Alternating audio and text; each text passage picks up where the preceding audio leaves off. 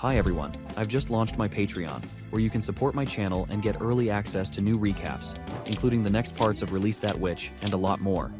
New episodes are already waiting for you there. If you enjoy my content, don't miss the chance to be part of it. The next morning, Roland wakes up in his real world after his trip down into the dream world.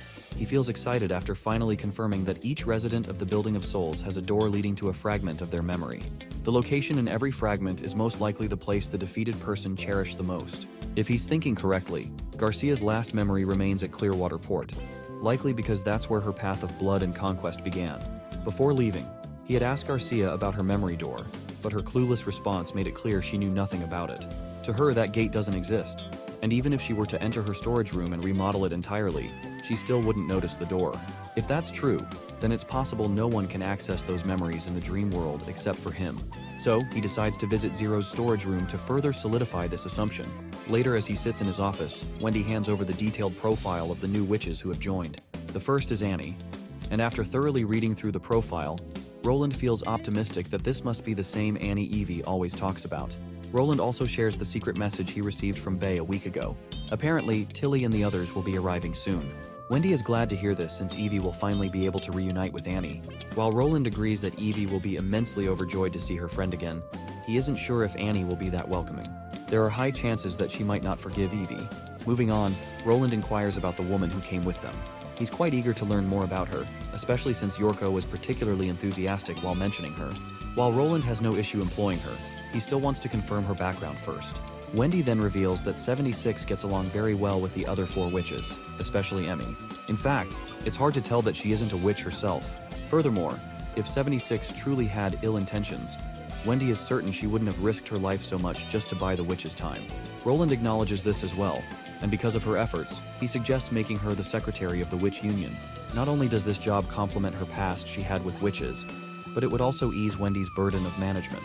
But then, Nightingale suddenly appears and quickly objects to this idea. While Nightingale doesn't have anything concrete to say, she has a very bad feeling about 76. Roland can tell something must be off for Nightingale to react this way, so he decides to put the matter aside for now. She then suddenly apologizes to Roland for being too speculative about 76, but Roland fully understands her concerns. He also believes it's better to be cautious than to cry over spilled milk, especially when it's a safety concern. After all, Nightingale is in charge of Neverwinter City's internal security, so it's only natural for her to be worried. Roland then asks her what exactly she finds wrong with 76. After all, Nightingale's notes didn't mention anything suspicious about her. Nightingale reveals that while she didn't detect any lies from 76, her reactions and body language don't match that of a typical slave. Later, at the dining table, the new witches gather alongside 76. Emmy is absolutely overjoyed to see bread, fried eggs, and milk, a luxury she never had the chance to enjoy before. As Annie and the others eat together, smiles of joy spread across their faces. Meanwhile, 76 realizes that the witches have finally found the sanctuary they were searching for. It's only a matter of time before this place becomes the next holy city, because the Chosen One has appeared. Emmy then curiously turns to 76, noticing the heavy eye bag stretching across her face. She wonders why 76 didn't get any sleep. 76 explains that she was simply too excited to fall asleep. Emmy reminds her that Wendy promised to give them a tour of the city, so she should get some rest first. Speaking of Wendy, she soon arrives with a newly developed wheelchair. While Emmy is surprised to see it, Wendy reveals how Anna and Soraya stayed up late last night building it. With this, Hiro will be able to move around on her own for short distances. The mention of Anna immediately catches 76's attention. Anna is the name of a high-tier witch she once heard from Nana. 76 finds it hard to believe that such a high-tier witch would go to such lengths to build something like this for a crippled witch. Hiro sits in her new wheelchair, expressing her gratitude for the gift. Annie then curiously asks when they will be having their tour of Neverwinter. She also wonders if they can have 76 tag along, as it would be very lonely for her to stay behind. Wendy hesitates before responding, and 76 takes note of Wendy's hesitation. Wendy's behavior leads 76 to believe they are still practicing caution. However, in the next moment, Wendy, with her usual smiling face, happily agrees to let 76 join them. With that, Wendy decides to start their tour, and their first destination will be the center of Neverwinter, the Northern Mines. Hearing this, 76 begins dreading the worst, thinking that perhaps they want to scare them off with labor if they disobey. Well, it looks like 76 is just overthinking things. Contrary to her beliefs, Wendy explains how these mines are the source of energy for Neverwinter. She's confident they'll understand this more once they get there. As they walk through the city, 76 also takes note of how active the town is. While they're walking, Wendy decides to give a quick rundown of witches and their abilities. Usually when witches awaken, they face the dangers of antiphase. The church used to call it being possessed by devils. But it's really just a natural reaction to rapid magical growth, not the nonsense the church used to feed people. Wendy further explains how to avoid antiphase pain and how the evolution of abilities works. After getting the gist, Emmy is excited to see her abilities evolve. 76, on the other hand, is in shock. The way Wendy described antiphase and evolution, she made it sound like everyday knowledge. She's trying to figure out why Comet City would hide crucial details about antiphase and label it as the work of devils. After all, the more witches that survived, the more divine punishment warriors the church produced. Wendy then catches everyone's attention when she shows them the listening sigil. This, of course, only deepens 76's curiosity about how Wendy has this sigil from Tequila. Right then, Lightning and Maggie arrive. Seeing Maggie speak, Emmy is shocked to see a talking pigeon, but Annie clarifies to her that they are witches. Wendy further confirms this, claiming that Maggie is one of the sisters who evolved her abilities. 76 is once again shocked to hear this, to think that Wendy just called this pet-like pigeon a high-tier witch, because according to her understanding of awakened witches, they are the echelon of the Alliance. So it's very odd to see even pigeons being called awakened witches. Emmy is totally excited to see an awakened witch, and is very curious to know what her new abilities are. Lightning then explains how Maggie can turn into a big flying monster, which is far from cute. 76, unable to grasp all this overwhelming information, questions Wendy on how they can tell if this pigeon has actually evolved. Wendy elaborates that they can figure this out through magic. If a normal witch's magic looks like a cloud or mist, it forms into a solid shape once they evolve. For example, Maggie's magic today looks like a pair of white outstretched wings, and it's incredibly different from the mist it used to be. Internally, 76 realizes that this definition of awakening is the same as what the Alliance used, meaning Maggie is indeed a high-tier witch. Wendy also admits that she hasn't fully solidified yet, so she still has a lot to learn compared to Anna and the others. Once again, 76 is bewildered to hear this. For her, a normal witch performing the role of a manager is highly unusual. After all, it defies the norms of how the Alliance used to operate 400 years ago. As they walk, 76 also makes sure to scan Maggie and Lightning to figure out if they are the chosen one. But since her ring doesn't react, it means they are not. Finally, they reach the mines. Upon entering, the first thing 76 notices is the slogans plastered around the tunnel. The slogans are meant to empower the laborers and encourage them to perform better. Wendy recalls how, before Roland became the ruler of the border town, these mines would only produce a few hundred golden royals worth of minerals each season. The production would always slow down, which is why locals could barely survive on their paychecks. But when Roland arrived in the western region and saved a witch named Anna, a new door opened between mortals and witches. Now that they are here at the mines, Wendy decides to let them meet Anna as well. Not only is she the busiest witch in the Union, but she is also the only one who has evolved twice, which earned her the title of True Genius. As they head toward the facility where Anna is, 76 notices that the place is heavily guarded, meaning if someone came alone, they wouldn't have been allowed to enter. Besides, 76 is curious to know why this so-called genius witch spends her days in the mountains. Once they arrive, Anna knocks the gate, and a little girl, who is Lucia's sister, Belle, opens the gate. Lucia and Anna are essentially in charge of researching the qualities of minerals in this facility. Furthermore, Lucia's abilities evolved when she reached the age of maturity, and her magic capacity is second only to Anna's. She is one of the few witches in the Union who can wield the Divine Sigil. As for the Divine Sigil, it is a weapon that requires an enormous amount of magic. For a typical witch, making all 4 magic stones glow simultaneously is a daunting task. Because of this, Roland decided to use it as a benchmark tool for every witch. So far, only 4 people have been able to light it up to the last stone, and everyone is eagerly looking forward to seeing the 5th candidate capable of achieving such a feat. Now let's shift our focus to 76, who is growing increasingly astonished with each revelation thrown her way. For her, it is shocking enough to hear the name of that artifact again, let alone the fact that these people actually have one. You see, during the Age of Tequila, that weapon was exclusive to the top 3 chairs of the Alliance. Blade then humbly asks how many witches have evolved new abilities. Well, the number is quite large, so Wendy takes a solid minute just to count to 10. Of course, 76 is once again shocked. Damn, everything is a shock for 76 at this point. I'm starting to feel like I'm repeating her reactions over and over. Hopefully, I'm not dragging the story down. Finally, Agatha emerges from the lab room, walking past the visitors without acknowledging their presence. Seeing Agatha immediately jogs 76's memory. She has definitely seen this woman before. Though it was a long time ago, Agatha was a prodigy, one of the high-tier witches of Tequila.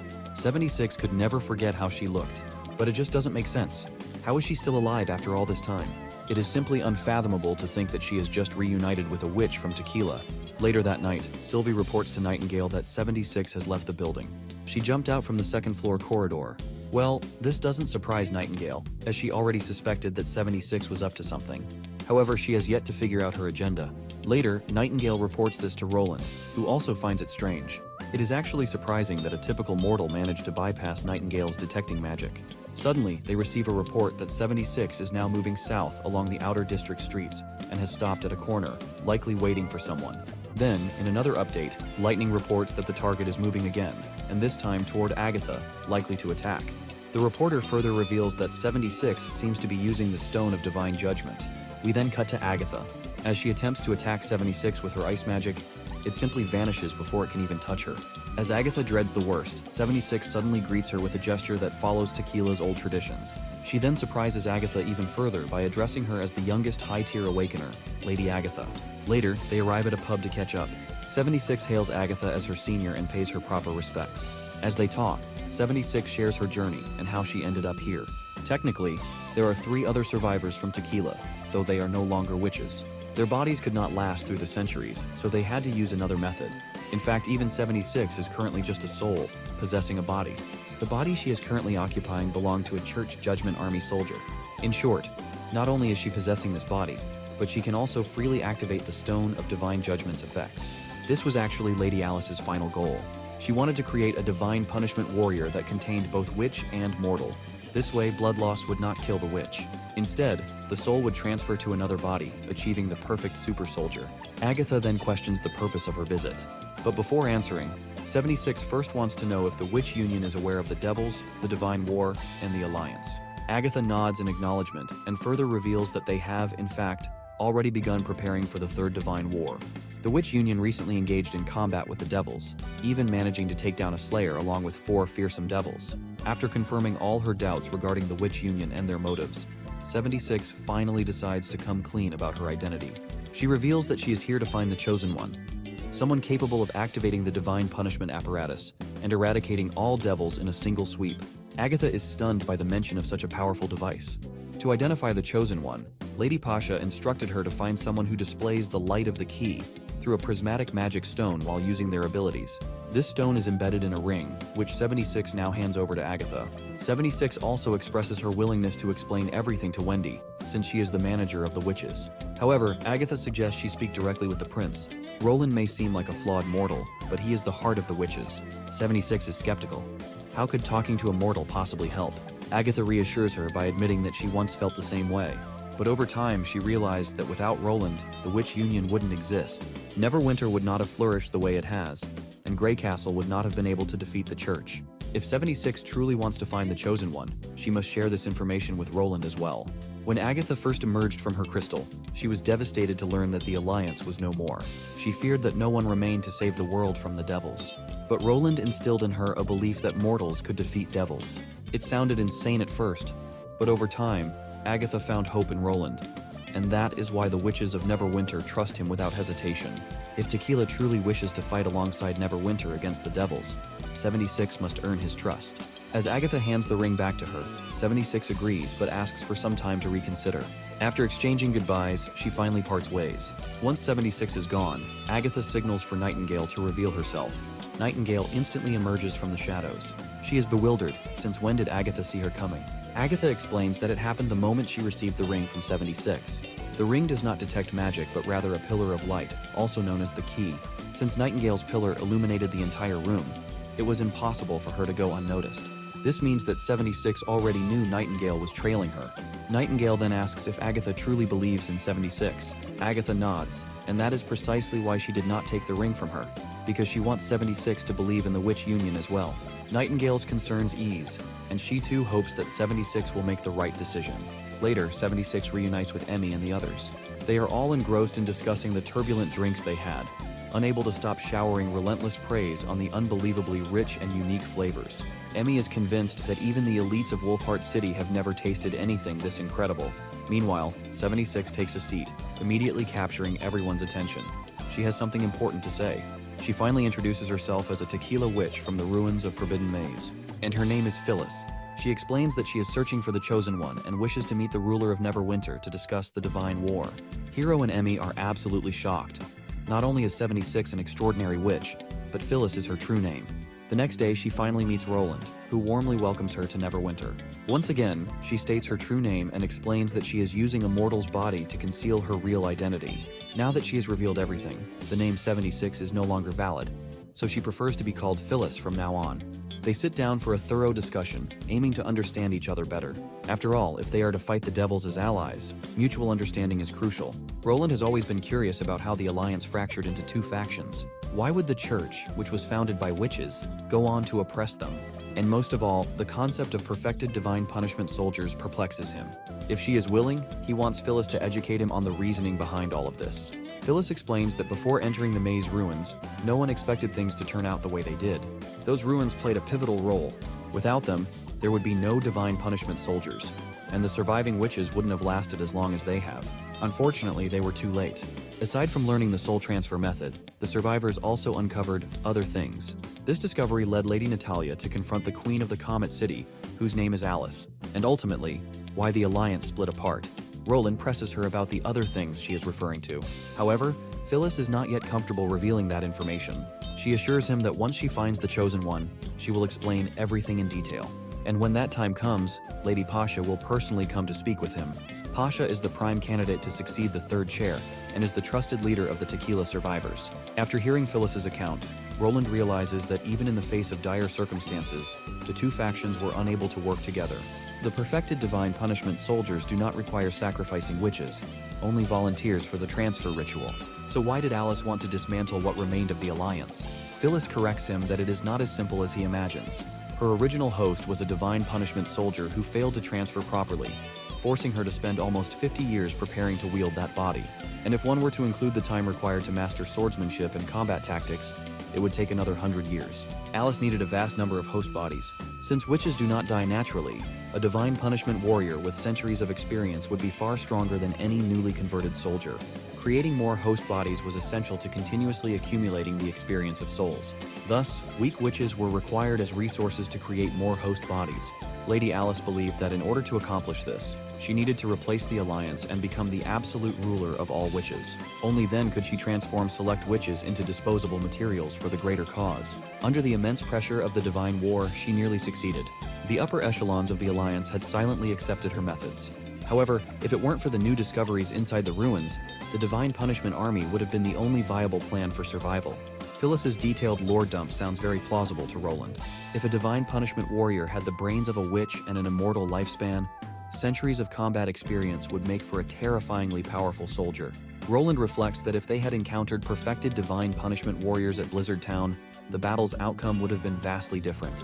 It seems that the extended time it takes to get used to a body is no longer the focus, since as long as the soul can continue to transfer, it would make sense to preserve powerful veteran warriors. Roland reminds her that only veteran divine punishment warriors can defeat high-tier devils, which means they need a large number of host bodies to transfer souls into. Phyllis reassures him that there is another method for preserving souls. She can transfer them to vessels, a process known as hibernation. Though she knows that these hibernation vessels and the soul transfer process are related to what was found in the ruins, she can't confirm more details as only Lady Pasha holds the authority to disclose such crucial information. Roland then asks her another pressing question. How exactly is the Chosen One supposed to defeat the devils? He worries that he won't be able to assist them in their cause if he doesn't understand anything about their plans. Phyllis claims to have no knowledge of this. It is Celine who is in charge of searching for the apparatus. She assures Roland that they can discuss this further once they find the Chosen One. The process of finding them is harmless. Basically, all the witches need to do is demonstrate their abilities once, and Phyllis plans to observe their magic using this ring. Through the ring, she can see if any witches have the potential to become the Chosen One. Roland designates the courtyard as the place where Phyllis can test every witch. Later, in the courtyard, the first witch to appear for the test is Agatha, who demonstrates her abilities right away. Phyllis looks through her ring, but it's clear that Agatha is not the one she's looking for. Instead of leaving, Agatha decides to stay and observe Phyllis, as she is quite curious about the ring.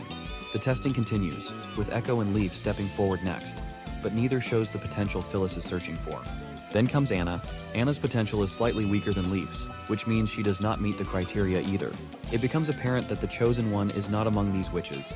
Even though some witches display intensely bright energy pillars, it still doesn't compare to the light Phyllis saw last night. Agatha explains that witches typically do not practice their abilities at night. and since Phyllis was staying in the affairs building at the time, it's impossible that the ring could have detected anything from the castle.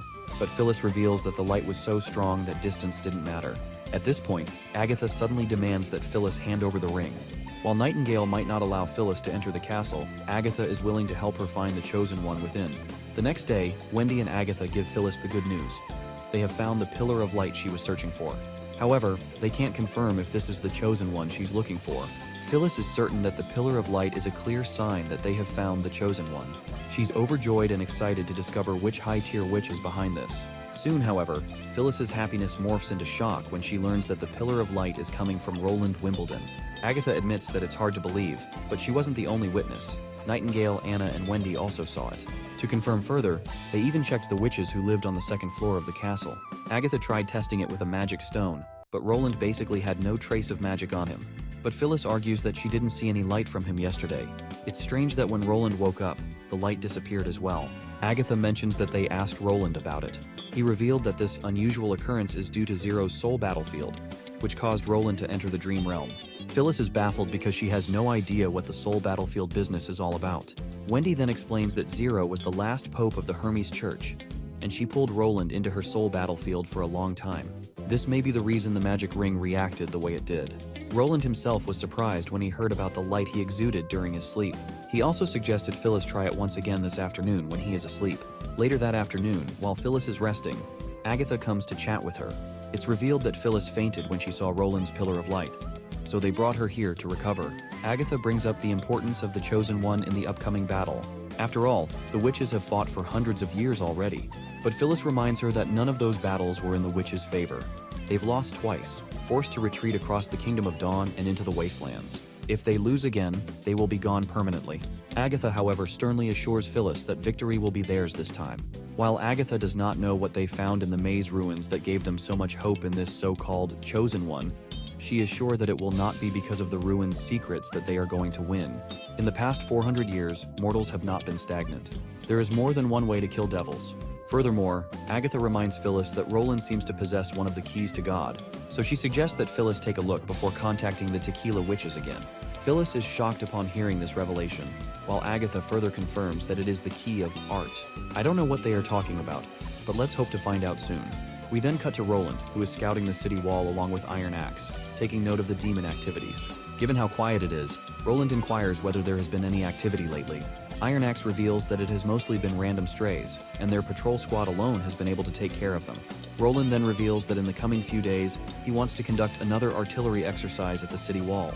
However, he wants it to be as loud as possible while avoiding wasting resources. Iron Axe is not sure why they need to put on such a hollow display of power just for show.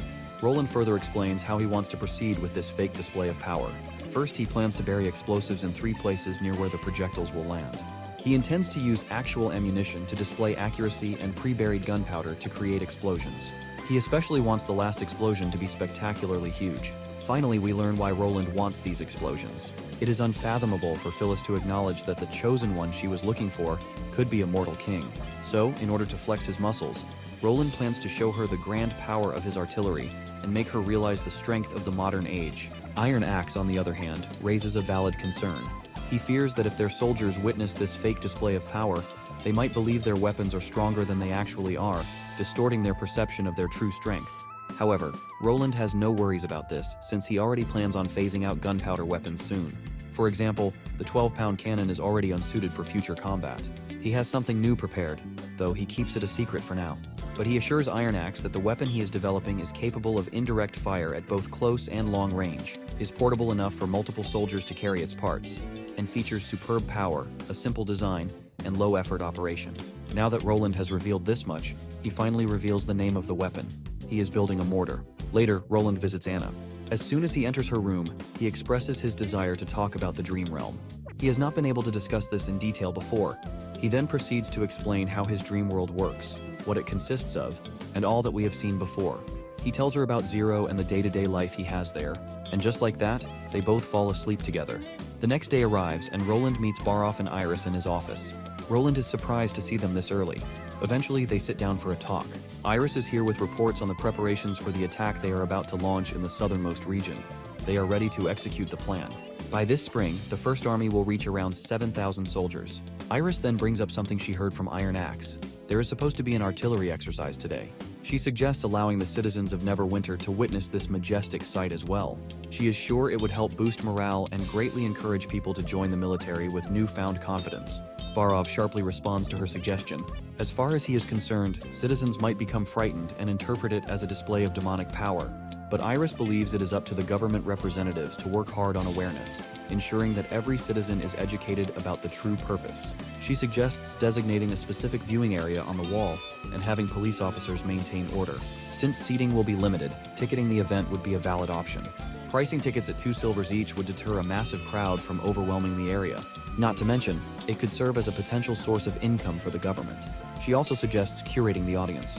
If only people between 15 and 30 years old can purchase tickets, it would ensure confidence in both current and future industry workers, strengthening their resolve to fight the divine war. When she asks Roland for his thoughts, he is already excited.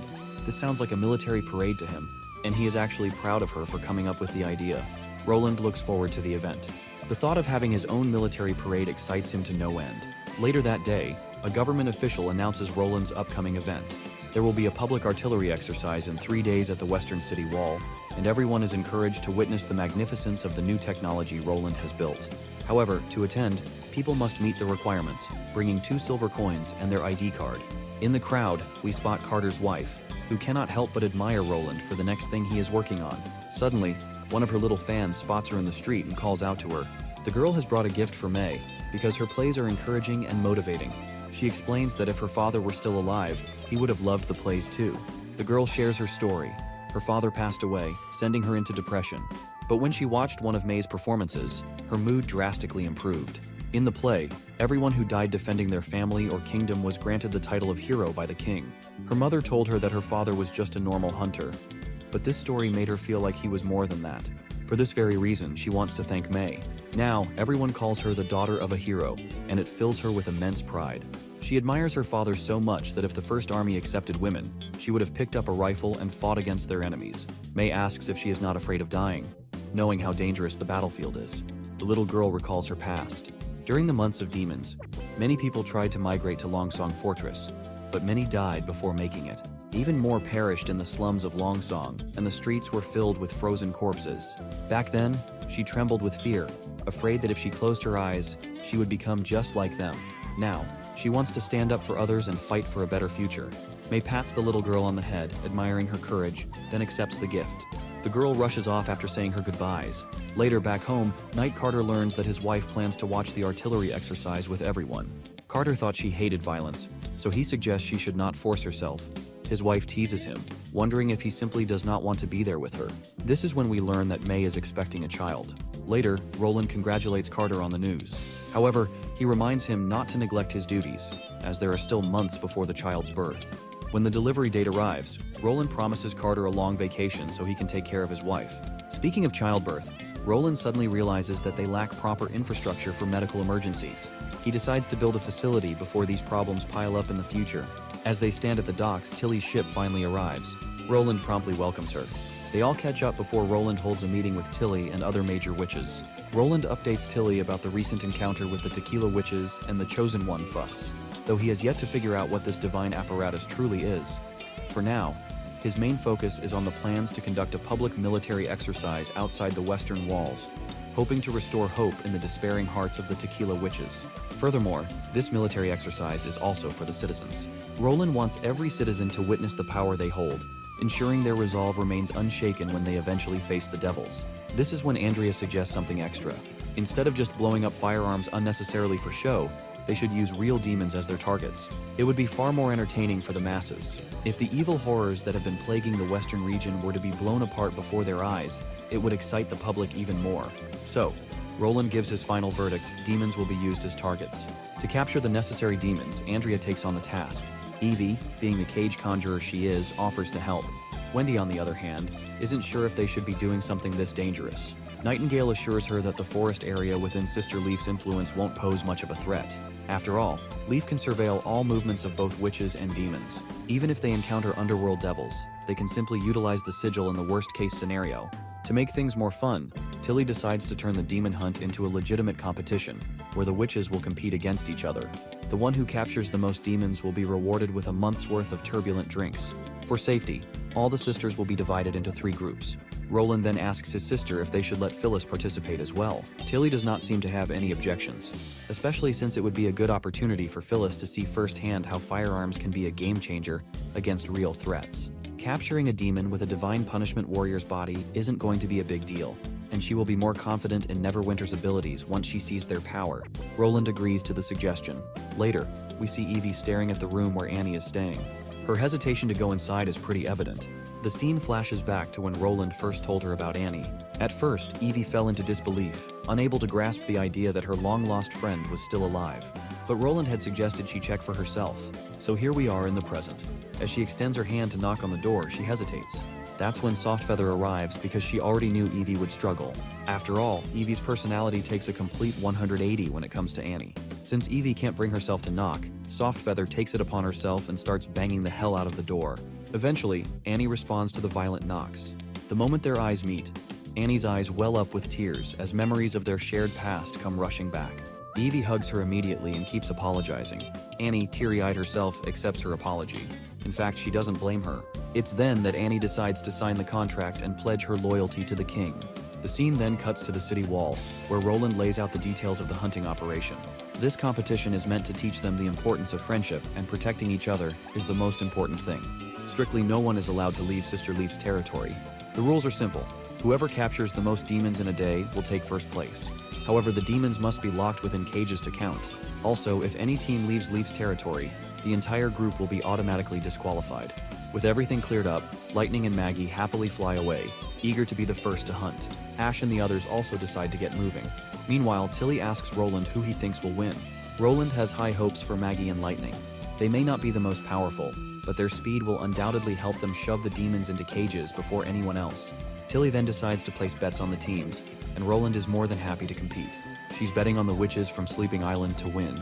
If her guess turns out to be correct, then half of the profit from turbulent drinks should go toward rewarding the witches who contribute the most to the city's development. Roland has no issues with her demands, but asks what she would offer in return. To that, Tilly reveals that if she loses, she will live in Neverwinter from now on. Of course, Roland is surprised to hear this, but Tilly stands by her bet. She is confident that Roland will lose. Suddenly, Nightingale appears behind Roland and reveals that Andrea's magic seems to have solidified. We then cut to Andrea, who is working alongside Ash as her teammate. Spotting a boar, they immediately get to work. Andrea knocks it out without killing it entirely. Since Andrea managed to render it unconscious, Ash is now tasked with carrying the boar, which of course doesn't sit well with her, but she doesn't have a choice. Andrea then asks Sister Leaf if she can point them to a location with more monsters. Sister Leaf promptly gives them precise directions. As they head toward their next target, we cut to Agatha and Phyllis. They chat while walking, and Agatha reminds Phyllis not to underestimate the other witches in the competition. As witches of Tequila, they have a reputation to uphold, and Agatha wants to snag first place for herself. After roaming for a while, they come across a flying beast. Agatha swiftly unleashes her icy magic and slashes the creature down in one clean strike, then freezes it to ensure it stays down. Phyllis is absolutely amazed by Agatha's sleek and effortless fighting style. She asks if they should drag the creature back to the wall. Agatha decides to leave it for now as it won't die if left alone for a bit. They should gather more first and bring them all back together. With that, she decides to find their next target. As she walks forward, Phyllis notices how Agatha seems to be taking this competition very seriously.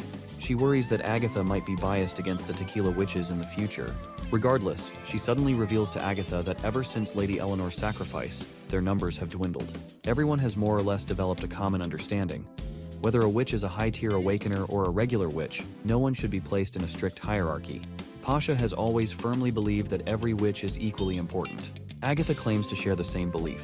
When she sees how the Neverwinter witches treat each other, she sometimes thinks that they are the true inheritors of the new age. Finally, Phyllis asks the pressing question that has been weighing on her. How does Agatha view the Tequila Witches and Neverwinter? When it comes to her loyalty, Agatha firmly states that she is loyal to her own beliefs. That being said, she hopes that all the Tequila Witches will soon join the Western region and fight the Devils alongside Neverwinter under Roland's command. Of course, Phyllis feels a little dejected hearing this. She had hoped Agatha would put her faith in the Tequila Witches and fight alongside them, especially considering how Agatha desperately wants to represent Tequila in this competition. Phyllis assumed she would feel the same when it came to battling the Devils. Agatha reminds her that whether it's Tequila, Comet City, Anley Tower, or any of the many cities in the Fertile Land, the only reason the Alliance came into existence was that they all wanted to defeat the Devils.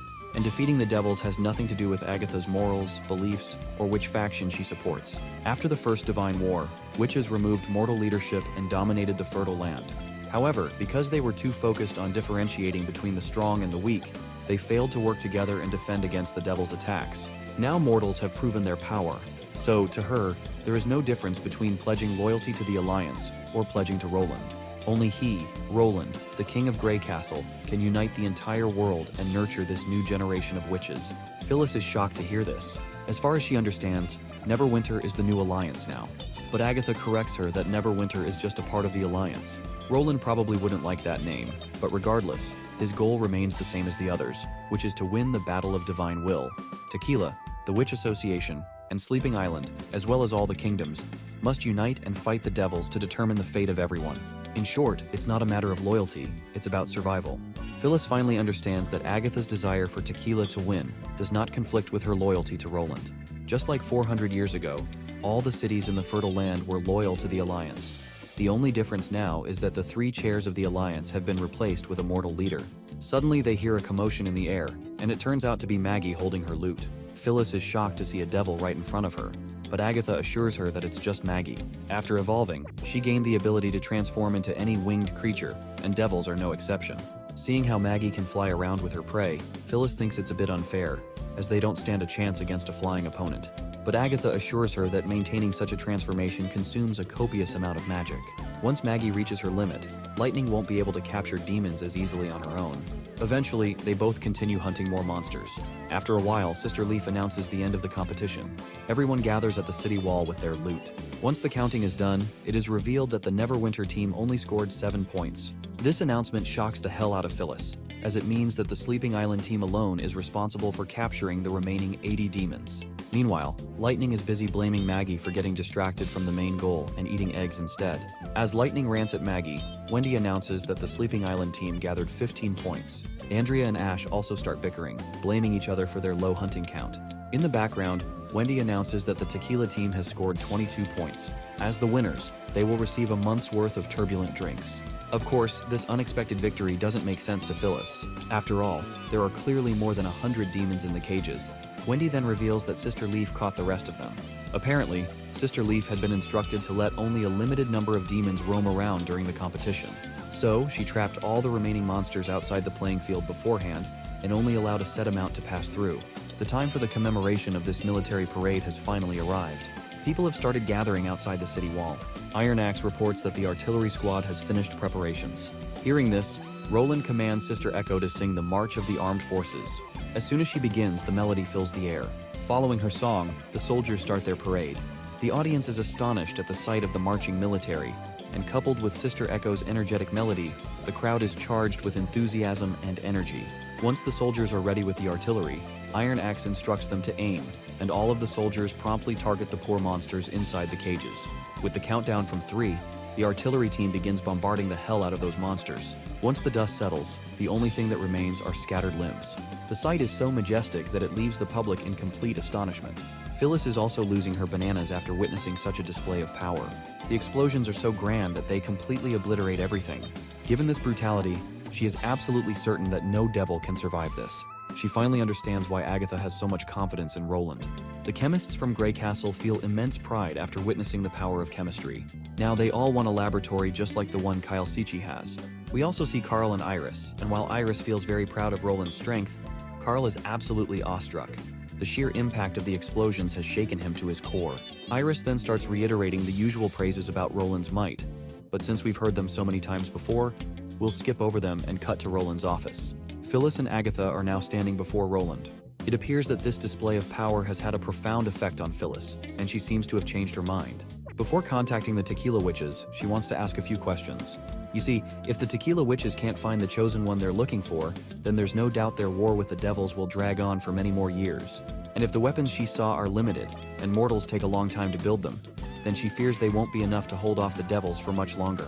So she wants Roland to confirm whether he can mass-produce the defensive weapons. Well, this question doesn't have a simple answer, so Roland wants to point out a few things first. The fortress cannons are just defensive weapons. They may seem heavy and difficult to transport with human or animal labor, but that's not really a problem when vehicles are involved. So, he plans to modify them into something that can be used for both offense and defense with just a few adjustments. As for vehicles, these machines can carry anything. The simplest example would be a three-masted schooner. Roland plans to develop mobile land vehicles in the future, and Neverwinter City is already researching them. Of course, the idea of a war machine that can travel anywhere while carrying heavy weapons sounds like something out of a fantasy. Roland, however, further assures her that he can increase the production of weapons once the new machinery is developed. He's certain that within a year or two, they'll be able to line the entire city wall with firearms. Phyllis is astonished to hear this. Usually it takes people much longer just to build basic catapults and crossbows. With her first question answered, she moves on to the second. She noticed that the cannons, in particular, had immense destructive power, and the explosions seemed artificial. So she wants to know if they're the strongest weapons he has. To this, Roland explains that, given the current level of technology, cannons are actually among the weakest tier weapons. He continues bombarding her with all the potential Neverwinter has, and poor Phyllis can't help but feel both fascinated and shocked at every turn. Eventually, she decides to contact Pasha and the other survivors. Once she crushes the magic stone in her ring, they'll be able to sense her location, though it will take a day or two before they can have a direct conversation, since she doesn't know when Pasha will finish preparing the magic core. Later, after Phyllis leaves, Tilly arrives to talk with Roland. Of course, she's here to discuss the results of the hunting competition. As far as she's concerned, it's a draw between both sides. Neither Neverwinter nor the witches of Sleeping Island managed to win outright. Though if Roland insists on counting Sister Leaf as part of Neverwinter's team, then Tilly wouldn't be able to recognize his victory. Not surprisingly, Roland concedes that it's indeed a draw. That said, instead of calling it a draw, he suggests they call it a victory for both parties. While she's here, he also plans to set up a trust fund, using 30% of the profits from Turbulent Drink to create a reward system for major contributors in Neverwinter City, both witches and mortals included. He believes that Tilly will stay in Neverwinter, whether at the Witch Union building or with the Sleeping Island immigrants. He doesn't mind whichever choice she makes. But Tilly objects politely. They had agreed on 50% of the profits, not 30%. Still, she's done her homework and acknowledges that even just 30% is a staggering amount. Roland then reveals his planned expenditures, which include salaries, witch residences, and essential utilities. He intends to invest the majority of the funds where they're needed most. If Tilly needs some of the funds, he's willing to make adjustments. She agrees to the terms and conditions. Roland then reveals his plan to bring the southern territories under Grey Castle's control. The culture of the Sand Dwellers is vastly different from the other four kingdoms. He wants Tilly's witches to assist in this endeavor. Tilly acknowledges this, but isn't sure why he's interested in the desert. No one has ever cared about that land since Grey Castle was founded. Well, it might seem barren and worthless, but it holds a treasure that could outshine everything else. He points to a specific location on the map where natural fires have been burning for decades, and where the land is rich in salt, clear signs that valuable resources are buried there. If his guess is correct, then the southernmost region needs to be Neverwinter's next step in development. Tilly acknowledges this and decides to talk to Ash about possibly going. Then, Echo enters Roland's room, looking disappointed. Her worries become clear when it's revealed that Roland plans to send her back south. However, he only wants her to return so they can govern the region more effectively in the future. The key to this plan is that Roland needs her to issue a divine challenge to the tribes there, as she has the privilege to do so. Once the First Army takes control of Iron Sand City, Roland hopes she can act as his representative, and he already has the perfect plan to convince the Sand Tribes. Eventually, Echo formally pledges her loyalty. The scene then shifts to a demon-infested land. Deep within, we see the Tequila Witches who are possessing the bodies of devils. They seem convinced that the beasts from the Badlands are about to invade their territory, leaving them with no choice but to fight. One of the witches asks Celine how much longer it will take for the divine apparatus to be completed. Celine estimates about 60 minutes. While Area 43 has just been repaired, Lady Eleanor still needs time to calculate the core. One of the witches, currently inhabiting a divine soldier's body, assures the others that they don't have to push themselves too hard. It won't take long for the enemy to get here, and the larger hybrids will get stuck outside the entrance. She's confident they can handle the smaller demons. Suddenly, the monsters infiltrate their turf, and their target is the magic core. From what I can understand, these monsters are being drawn to the magic core or something related to it. They all begin attacking the witch who is trying to protect the relic and the magic stone. By the way, that relic they are talking about must be the red jewel they snagged from the church. I might be wrong, but that's the closest guess. And this is likely why these monsters are getting attracted to the crystal. The one protecting the stone is Celine. It turns out that Celine is the most capable witch who has researched the magic core the most. If anything happens to her, it will take a very long time before they can activate the relic again. The other witches follow suit. ripping the monsters apart to protect Celine. One of the concerned witches, Pasha, walks towards Celine, asking if she is alright. Celine responds affirmatively. She has only sustained light wounds on her tentacles. Nothing major, but it still hurts. Hearing this, the other witches feel jealous of Celine because she seems to be the only one among them who can feel pain. After a lot of back and forth, they all go to separate locations to defend each entrance. Finally, Celine delivers good news. Her calculations on the core are complete, and it has been calibrated to destroy all alien life forms. One of the witches then climbs up to the magic relic and activates it. As soon as it is activated, the energy waves obliterate all the monsters in the surrounding area. While the threat has been neutralized, a few witches in the divine soldiers' bodies have been gravely injured, but Pasha is relieved that everyone is alive. You see, over the past centuries, the number of witches in their group hasn't grown, so they have developed deep bonds with each other. Every witch's life is equally important, so she is glad they didn't lose a single one. Pasha then uses a magic trick she has up her sleeve and transfers one of the gravely injured witches into the body of another monster. For now, there won't be any large attacks since all the demons in the maze have been wiped out. Not even the flying demons outside were spared. However, Celine has some bad news. 2 components of the relic were damaged. It's most likely because they rushed the construction of the new core. So, for the coming week, they won't be getting any protection from the relic. Hearing this, Pasha raises a valid concern. If using the relic at a lower level is already causing damage, then that means the Chosen One would only be able to use it once. Celine reveals that this problem can be solved with some high-quality magical materials. The ones they salvaged from the ruins are just a few fragile bone artifacts. It's normal that they can't meet the core's demands. After all, the core is akin to something crafted by the gods themselves. But if they manage to acquire the proper relics, they won't need to fix it every time they test it. Suddenly, the illusion crystal begins to react. It looks like they are receiving a signal from Phyllis. She has shattered her crystal. The transmission is coming from the southwest, most likely in the Grey Castle Kingdom, near the entrance to the Fertile Land. Pasha realizes that it's coming from the western region of Grey Castle, which means Phyllis has reached her destination. However, Pasha still doesn't know why Phyllis crushed the crystal.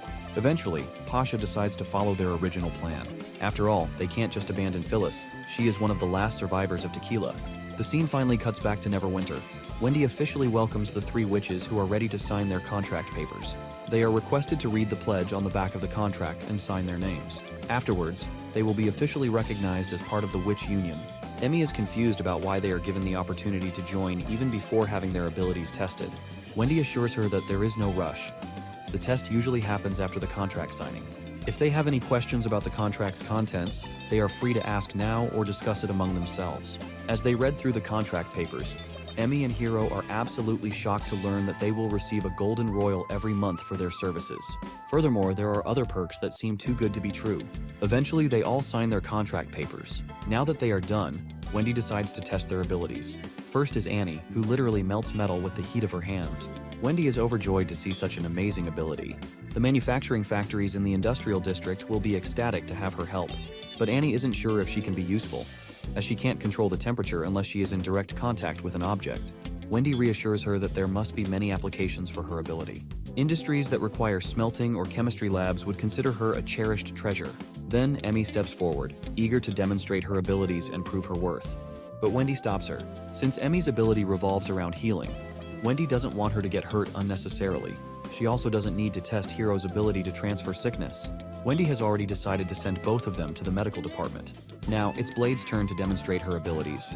As soon as she activates her power, she transforms into a black dagger. Wendy is astonished to see such a bizarre ability. Annie elaborates further that Blade can't hear anyone once she is in this state. As Wendy wields the dagger, Blade's voice echoes in her mind. Blade reveals that she can imbue her wielder with immense power. However, she admits that her health has never been the best since childhood, limiting her strength. Because of this, she is uncertain if she would be of much help to the Witch Union.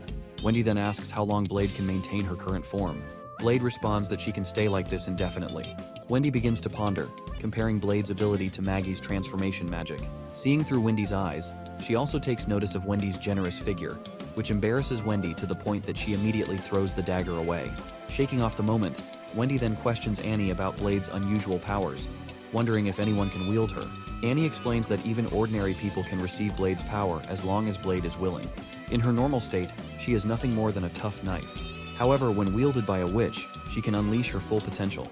Unlike simply linking minds, which only allows her to communicate, true synchronization requires the wielder's focus. If the wielder loses concentration, Blade will be unable to sense their emotions. Curious, Wendy picks up the dagger again. Blade immediately apologizes, promising not to ask any more irrelevant questions. Wendy, however, assures her that it's fine. She is more interested in what Blade experienced while lying on the ground. Blade explains that it was like being submerged in complete darkness. She couldn't see, hear, or feel anything, as if floating in a void. Feeling guilty, Wendy apologizes and promises not to carelessly toss her aside again. Returning to the main topic, Wendy wants to understand why only witches can activate Blade's true powers. Blade then explains that remaining in her dagger form without magical reinforcement causes her to chip and wear down. However, a witch can channel magic through her, enhancing her sharpness and increasing her attack range. With the right wielder, she can even strike an enemy without physical contact. Testing this, Wendy channels her magic and swings the dagger. Instantly, a slicing wind is produced. The resulting air slash is a direct reflection of her magical affinity. Seeing the potential of such a mysterious ability, Wendy decides that Roland should be the one to analyze it further. Cut to Roland. Suddenly, Agatha barges into his office with urgent news regarding the witches of Tequila. Back to the Tequila Witches. The Tequila Witches have finally completed the transmission setup and are ready to connect with Phyllis. Pasha fears that if mortals are on the other end of the transmission, they will be horrified by the sight of their monstrous forms. She is convinced that Phyllis must have been captured by the mortal king and forced to set up the transmission. Finally, the transmission connects, revealing Phyllis, along with Agatha. Phyllis is immediately shocked by the sight of demon corpses littered behind her comrades, leading her to assume their turf had been attacked. Meanwhile, the Tequila Witches are equally astonished that Phyllis does not appear to be imprisoned after all. As they exchange information, they take notice of Agatha. Though she looks familiar, it takes them a moment to realize the truth. She is indeed Agatha. This revelation is a shock to Celine, and the Divine Punishment Witches are equally bewildered. They cannot comprehend how she not only survived the devils, but also endured 4 centuries without aging. Their confusion fades once Phyllis explains that Agatha had been trapped in an ice coffin. Pasha suddenly becomes certain that Agatha must be the chosen one. However, before Phyllis explains further, she requests Agatha to let her speak privately with the Tequila Witches. Agatha, understanding her intent, quietly leaves the room. Phyllis then reveals a shocking truth. She has indeed found the chosen one. However, that chosen one is not a witch but a mortal king. The Tequila Witches are utterly dumbfounded. How could a mere mortal possibly communicate with the gods? Phyllis admits that she also struggled to believe it at first, but after witnessing it firsthand, she can no longer deny the truth. She explains that the rainbow stone could barely withstand the overwhelming radiance emanating from him, and it was far beyond anything Pasha had described. With a look of disbelief, Pasha asks if the king possesses magic. Phyllis confirms that while he cannot activate the relic himself, he has vowed to fight alongside them to defeat the devils. His weapons are incredibly destructive, and she still cannot comprehend how they function. Agatha, however, expresses confidence in him. She believes that given 2 or 3 years, Neverwinter's development will be enough to stop the devils at the mountain wall. This revelation shocks the Tequila Witches even further. To think that Agatha of all people is now working alongside a mortal king. Pasha remains skeptical. Given humanity's history with divine wars, she questions whether mortals can be relied upon. If the war drags on for 20 or 30 years, she is uncertain how the mortal king could sustain such a prolonged fight. Eventually, they decide to meet the king in person. When Roland enters the room, he is immediately taken aback by Pasha's monstrous form. Sensing his reaction, Pasha quickly apologizes for frightening him and formally introduces herself as one of the last survivors of Tequila. She assumes that Phyllis has already informed him about their situation. However, rather than reacting in fear, Roland appears fascinated. The entire exchange reminds him of a video call. Pasha, startled by his lack of fear, wonders why he is so composed. Little does she know, Roland has seen far too many Hollywood movies. At this point, there is nothing left that could possibly scare him. They then get back to business. Pasha warns that the red moon is approaching and time is running out. Rather than withholding information, she wishes to establish open and honest communication. Roland agrees. There is no point in avoiding the real issues. One thing is clear, that both sides share the same goal: the eradication of the devils. Pasha then reveals that Phyllis's original mission was to establish contact with the king. Initially, the witches had planned to operate from the shadows, searching for the chosen one while manipulating mortals behind the scenes. The auction house in the Kingdom of Dawn was one such method. However, the fall of the church provided Pasha with an opportunity to step into the light and unite all witches. According to her research, the largest existing witch organization is located in the Slumber Islands. Since its leader is the king's sister, and since Grey Castle was responsible for defeating the church, she determined that this was the best place to begin their search for the chosen one. Still, she never expected Phyllis to align with the king so quickly. Originally, she estimated it would take another 2 to 3 years to reach this point. Roland, however, is pleased that they managed to save so much time. He firmly believes that as long as mortals and witches can set aside their differences and work together, victory is within reach. If necessary, he is even willing to help find the chosen one. After all, having another powerful weapon against the devils can only be beneficial. Now that they intend to cooperate, Roland wishes to gain a better understanding of the Tequila Witches. There is one mystery that has been bothering him. From what Phyllis told him about Tequila's buried history, he remains confused about one crucial detail. He wants to know what exactly was found in the ruins that split Tequila and Comet City into two factions, ultimately leading to the collapse of their entire alliance. Before Pasha can answer, the other witches protest, urging her to reconsider. They have sacrificed too much to reach this point. However, Pasha believes that because of those sacrifices, they must not let their efforts go to waste. She acknowledges that this information is one of Tequila's most highly classified secrets. However, it is no longer something that should remain hidden, and so she finally reveals the truth. It was not they who discovered the ruins. Rather, it was the ruins that discovered them. What they encountered was not merely an ancient site, but a civilization, one that had long since vanished beneath the earth. Of course, Roland's curiosity is piqued at the mention of an underground civilization. Pasha further reveals that back then, humanity had not realized this fact, and had no intention of communicating with them either. Since there was a sky-earth difference between their appearances, they started treating them as a different breed of devils. This is why historical records tell a very different story. It was then that the Scholarly Guild found a way to preserve souls from the stone tablets the underground civilization had passed down, verifying it through an uncharted primeval vessel. From that point on, the top 3 seats in the Alliance began researching divine punishment warriors. Hearing this, Agatha admits she had no idea this was happening. Pasha, on the other hand, explains that the process of soul transfer was the most closely guarded secret in the Alliance, so exclusive that even witches being used as resources to create divine punishment warriors was more widely known. Only the top 3 seats and a few upper-level members knew about it, and Pasha only discovered the truth after Tequila had fallen, which explains why Agatha had no knowledge of it. After absorbing the lore, Roland realizes that it was Natalia who supported the Divine Punishment Warrior plan in the beginning. Furthermore, he wants to know about the primeval vessel. Pasha reveals that Natalia had no choice. As for Roland's second question, the ugly body in front of them is clear proof of the underground civilization's existence. And this body is the very thing they call primeval vessel. The only thing she can say right now is that this civilization's ruins are just like described in Tombstone. The story is a long one, so they better strap in if they don't want to miss a single detail. The stone tablets reveal that this lost civilization left behind a city in the mountains. The Scholarly Guild searched for a long time but found nothing. However, they eventually realized that since the ancient civilization often traveled underground, it was possible the city also existed beneath the surface. Expanding their search range, the witches finally discovered the vast city. It was built on 4 levels, covering an area nearly half the size of Tequila. Each level had countless tunnels and pathways, making it more complex to navigate than any maze. So the Scholarly Guild designated it as the Maze Ruins. However, before they could investigate further, Tequila fell to the devils, and everyone was running for their lives. After suffering many losses, they finally reached the maze. Originally, the Alliance planned to take the primeval vessels from the ruins, and then build a new holy city on the Hermes Plains. Meanwhile, Pasha had intended to establish a new order along the eastern seaboard. But what happened next was something no one expected. The Scholarly Guild discovered that the maze ruins were incredibly well preserved, practically a brand new city. Besides the primeval vessels, they found many other unimaginable secrets hidden in the lower levels of the ruins. Most importantly, they uncovered 3 key things. The magic core, the central vessels, records of the lost civilization. That's when they had realized that this civilization had wanted the witches to find this place as early as the First Divine War. The maze ruins were specifically prepared for them to discover. Upon hearing the lore, Tilly asks why the lost civilization would want that. Roland immediately understands, it's revenge. That civilization wanted the people above ground to destroy the devils that drove them to extinction. Though this was only Lady Natalia's hypothesis, the civilization had never explicitly stated anything of the sort. Perhaps they simply wanted their knowledge to be passed down. In the end, the Scholarly Guild found extensive research on magic and gods. To make things easier, most of the theories were recorded as drawings on stone tablets. The information about the magic core was what ultimately led Lady Alice to break away from the Queen of Comet City. The most important detail in the drawings was this: magic has infinite possibilities, and pursuing godhood is the key to harnessing it. Roland then asks about the magic core, wondering if it's related to the divine relic. Pasha explains that they can think of the core as an artificial magic vortex.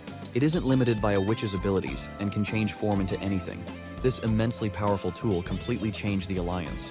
For example, the illusion device they are using right now is actually a small magic core. It can perform other functions when needed. As for the divine relic, it is the largest magic core in the ruins. Now everything clicks for Roland. Compared to witches, who are restricted by their potential at birth, magic cores are ultimately superior in versatility. And most importantly, their range isn't limited to just 5 meters. Prince Roland is beyond excited at the discovery of these core stones.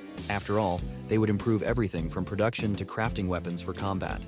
Pasha further reveals that this is just one of the most basic uses, similar to the difference between a witch's initial maturity and a high-tier awakening. The stone tablets prophesied that if they continued refining their understanding of magic, one day they would be no different from gods. But they don't have the luxury of time. They have no idea whether it will take them 100 years or 1,000 to reach that point. Their biggest problem is that they can't find the right path, and their research has reached a dead end. The knowledge on the stone tablets is incredibly limited. If the Tequila Witches want to go further, they would have to follow the instructions and merge themselves with the central vessel. Only then would they be able to understand the lost civilization's language and decipher their complex data and theories. But they had no time, and even figuring this out could have taken at least 3 years. Many mortals who had originally joined them decided they wanted no part in it. The Tequila Witches didn't know how many witches were needed to activate the central vessel, so there was no room for error. At the time, their resources were only enough to focus on research, and if things continued the way they were, the Alliance's plans to restore order would fall apart. Most importantly, Lady Alice's plan to create the Divine Punishment Army directly conflicted with the ancient civilization's recorded values. For a witch to abandon her body and become a Divine Punishment warrior meant no chance of advancing their magic. And so, the witches would lose their connection to God. After hearing all this, Roland once again begins to piece things together. When the Divine Punishment Army was no longer the only solution to defeat the devils, some of the witches fought back against Alice, not wanting to sacrifice their brethren as resources. This finally connects with what Roland has learned from the Church. It seems the battle of faith mentioned in the Church's records may have been this clash of ideologies, and they hid the truth by creating an illusion of victory. Besides their conflicting beliefs, the root cause behind this conflict was that the upper levels of the Alliance knew that neither plan was guaranteed to defeat the devils. It was true that the Comet Queen's plan for a hibernating Divine Punishment Army promised 3,000 or 4,000 super soldiers ready for the next Divine War. But the flaw was that if the army suffered heavy losses, there would be no way to replenish their numbers quickly enough. An army of super soldiers might be able to stop the devils for many decades, or even take back the ruins of Tequila, but it would not be feasible to take back the entire Dawn continent. The plan for the Chosen One was even weaker, as it entirely depended on luck. Although failure would be common, the tablets foretold that if they succeeded, they would both win the war and become closer to God. One plan focused on the present, while the other gambled on the future. Roland then inquires if her group defeated Comet City in the end. Pasha reveals that there was no true winner in the internal conflict. When both sides lost their transcendent leaders, Lady Eleanor took a stand. To stop the fighting, she threw herself into the central vessel and became the first merged witch. Basically, the Union lost all 3 transcendent witches in this internal struggle, and it was also the end of the 3-chief system. As a result, the ruins of the maze became an indispensable part of the Union. Both sides decided to reach an agreement. The survivors of Tequila stayed in the ruins, studying the magic core, while those from Comet City went to Hermes and built a new holy city there. Since the primeval vessel was extremely limited, in order to ensure they had enough manpower, the witches of Comet City that became the Church also agreed to offer a certain number of bodies for Divine Punishment soldiers in the next 100 years. When the 100 years are up and nothing promising or any evidence of the Chosen One is found, the Church would have the right to take back all of the research results in the ruins, including the equipment used to contain the souls and primeval vessels. By then, the witches of Comet City would arrive with the Divine Punishment warriors, and if the witches in the maze ruins turned away from their promise, they would show no mercy. Before she explains further, Roland interrupts her and questions why the Church never came back looking for them, not even once in the past 400 years. To which Pasha reveals that for a very long time, the witches of the maze ruins didn't have the ability to find out what was happening outside. The primeval vessels couldn't stay under the sun for too long, and the witches who switched souls needed time to adjust to their new bodies. Hence, they didn't know the situation in Hermes. Only later did the witches of the maze ruins realize that the Church was no longer following Lady Alice's will. Agatha knew there was definitely something suspicious regarding the Church, because Lady Alice would never have pushed things this far. The other witches agree. Roland then questions Pasha about the difference between the central vessel and the primeval vessel, to which Lady Pasha reveals that primeval vessels are all shells. The body of the disappearing civilization is extremely weak, meaning it had no choice but to reside in a shell. Celine continues the conversation by revealing that these shells possess immortality. though the articles never went into detail about why. Right now, based on what they know, the primeval vessel is the most common type of shell. The central vessel is similar to the primeval vessel in shape, but it stores many unconscious memories within. She may see it as a primeval vessel that is often used but has lost its consciousness. Only by merging these memories together will they be able to read the records and research results left behind. Roland, out of curiosity, questions Celine about her introduction, and the girl promptly gives her name. She further reveals that she once worked with Agatha. Well, it seems that Agatha doesn't remember her. Even if they both worked in the research tower, they might have been working on different levels. Though Agatha has heard that Celine was a very hardworking witch, always quiet and buried deep in research. Roland then questions Celine if the witches who merged are still alive. Pasha wouldn't call them alive. Other than Lady Eleanor and a dozen or so witches who were critically injured during the conflict, they merged another 36 volunteers. Only then did the central vessel awaken. Not everyone is willing to become a monster, or spend the rest of their lives trapped inside a cage that strips them of all senses. Unfortunately, the central vessel can't communicate with them effectively. It can only say yes or no. The questions must be simple to understand, and the more details in the question, the faster it can answer. If the witches of the maze ruins hadn't acquired the central vessel, fixing or altering the magic core would have been impossible. It's essentially a combination of all the Tequila Witches' willpower, and the more witches that merge with it, the faster its reaction becomes. For Celine, accompanying Lady Eleanor was the last thing they could do to contribute to the search for magic power. From what Roland can understand, the central vessel is basically like a computer that gives you an answer if you ask it about something. Though Roland hasn't figured out if, given the right variables and conditions, it could solve equations or perform complex calculations by itself. Roland is looking forward to bringing the central vessel back to Neverwinter and learning more about it. But he doesn't know if this is the best time to suggest something like this. So he decides to take it slow and mention it when they reach the negotiating stage. Back to the main topic. While Roland understands most of the situation, he still has one question. Be it the maze ruins, the church, or the ancient texts passed down through generations, all of them mention the divine will. Roland has also heard that beneath the plateaus of Hermes lies a mysterious holy temple, which contains a secret room that only the Pope can enter. By standing in that room, one is able to feel the presence of God. So basically, Roland wants to understand what this divine will is. By the term divine will, Roland means the will of God. Pasha is amazed that Roland learned this information before them. This just proves that Phyllis wasn't lying when she said Roland knows a lot. She even reveals that concerning the divine will, she only learned about it after the destruction of Tequila, meaning even Agatha didn't know about it. Well, Roland reminds her that the church was defeated by him. So all the witches responsible for managing the holy city of Hermes are currently imprisoned in the city of Neverwinter. Pasha is ready to tell him the secret about the divine will, though she wants Roland to keep it a secret. This also applies to everyone else present here. If this information gets leaked, she's afraid it will only bring disadvantages in the third battle of the divine will. She then reveals that the divine will is a tangible thing. It's like a transparent stone of divine judgment, sharp and slim like a spindle. But it doesn't stop magic in any way, nor does it have any special use.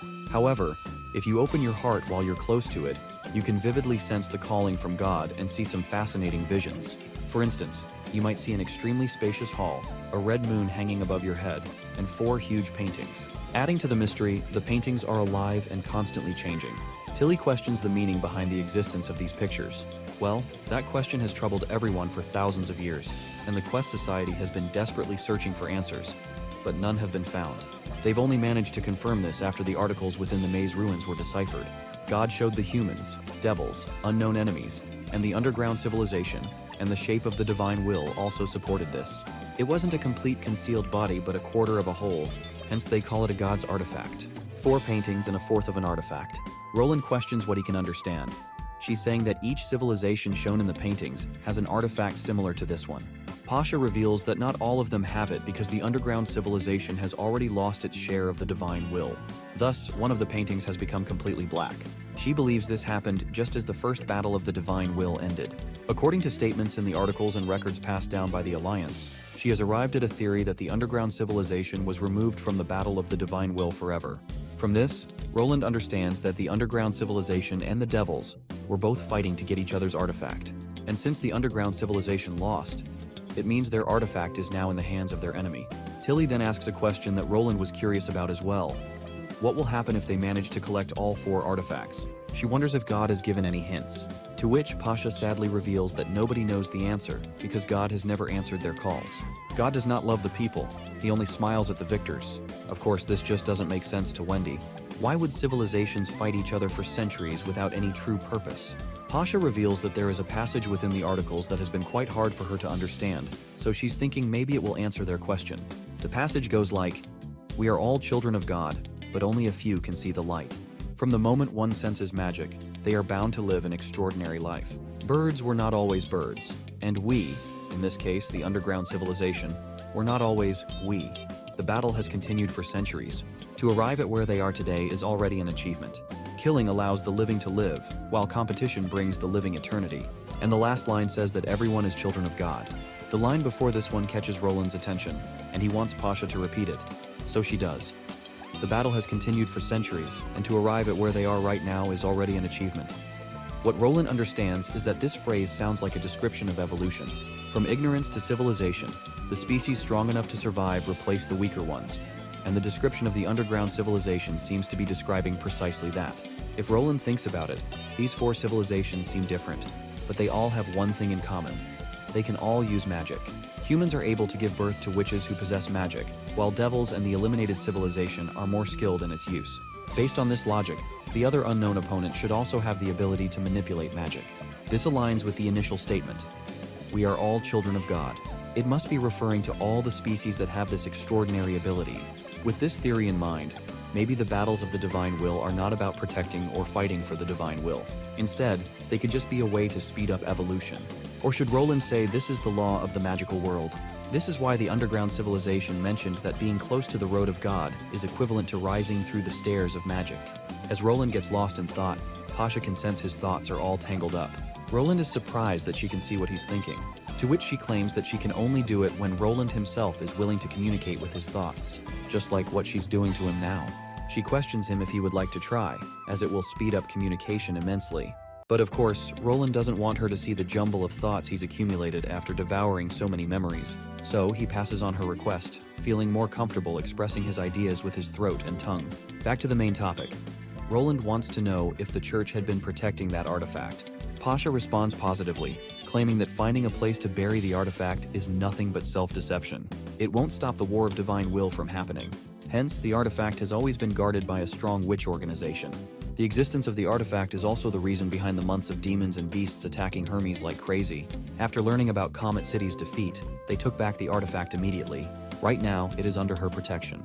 Seeing the massive pile of dead monsters, Wendy gasps and asks, how in the hell were they able to defend against so many monsters? Pasha reveals that the divine relic is capable of stripping one's magic powers, and without the support of magic, those monsters died soon enough. However, it can only become a formidable weapon after being activated by the Chosen One. Roland is curious to learn if the destructive power doesn't affect normal humans. Or can the Divine Stone nullify the effects of this relic? Pasha responds with a no. After all, it's something above magic, and the Shield of Divine Stones is useless against it.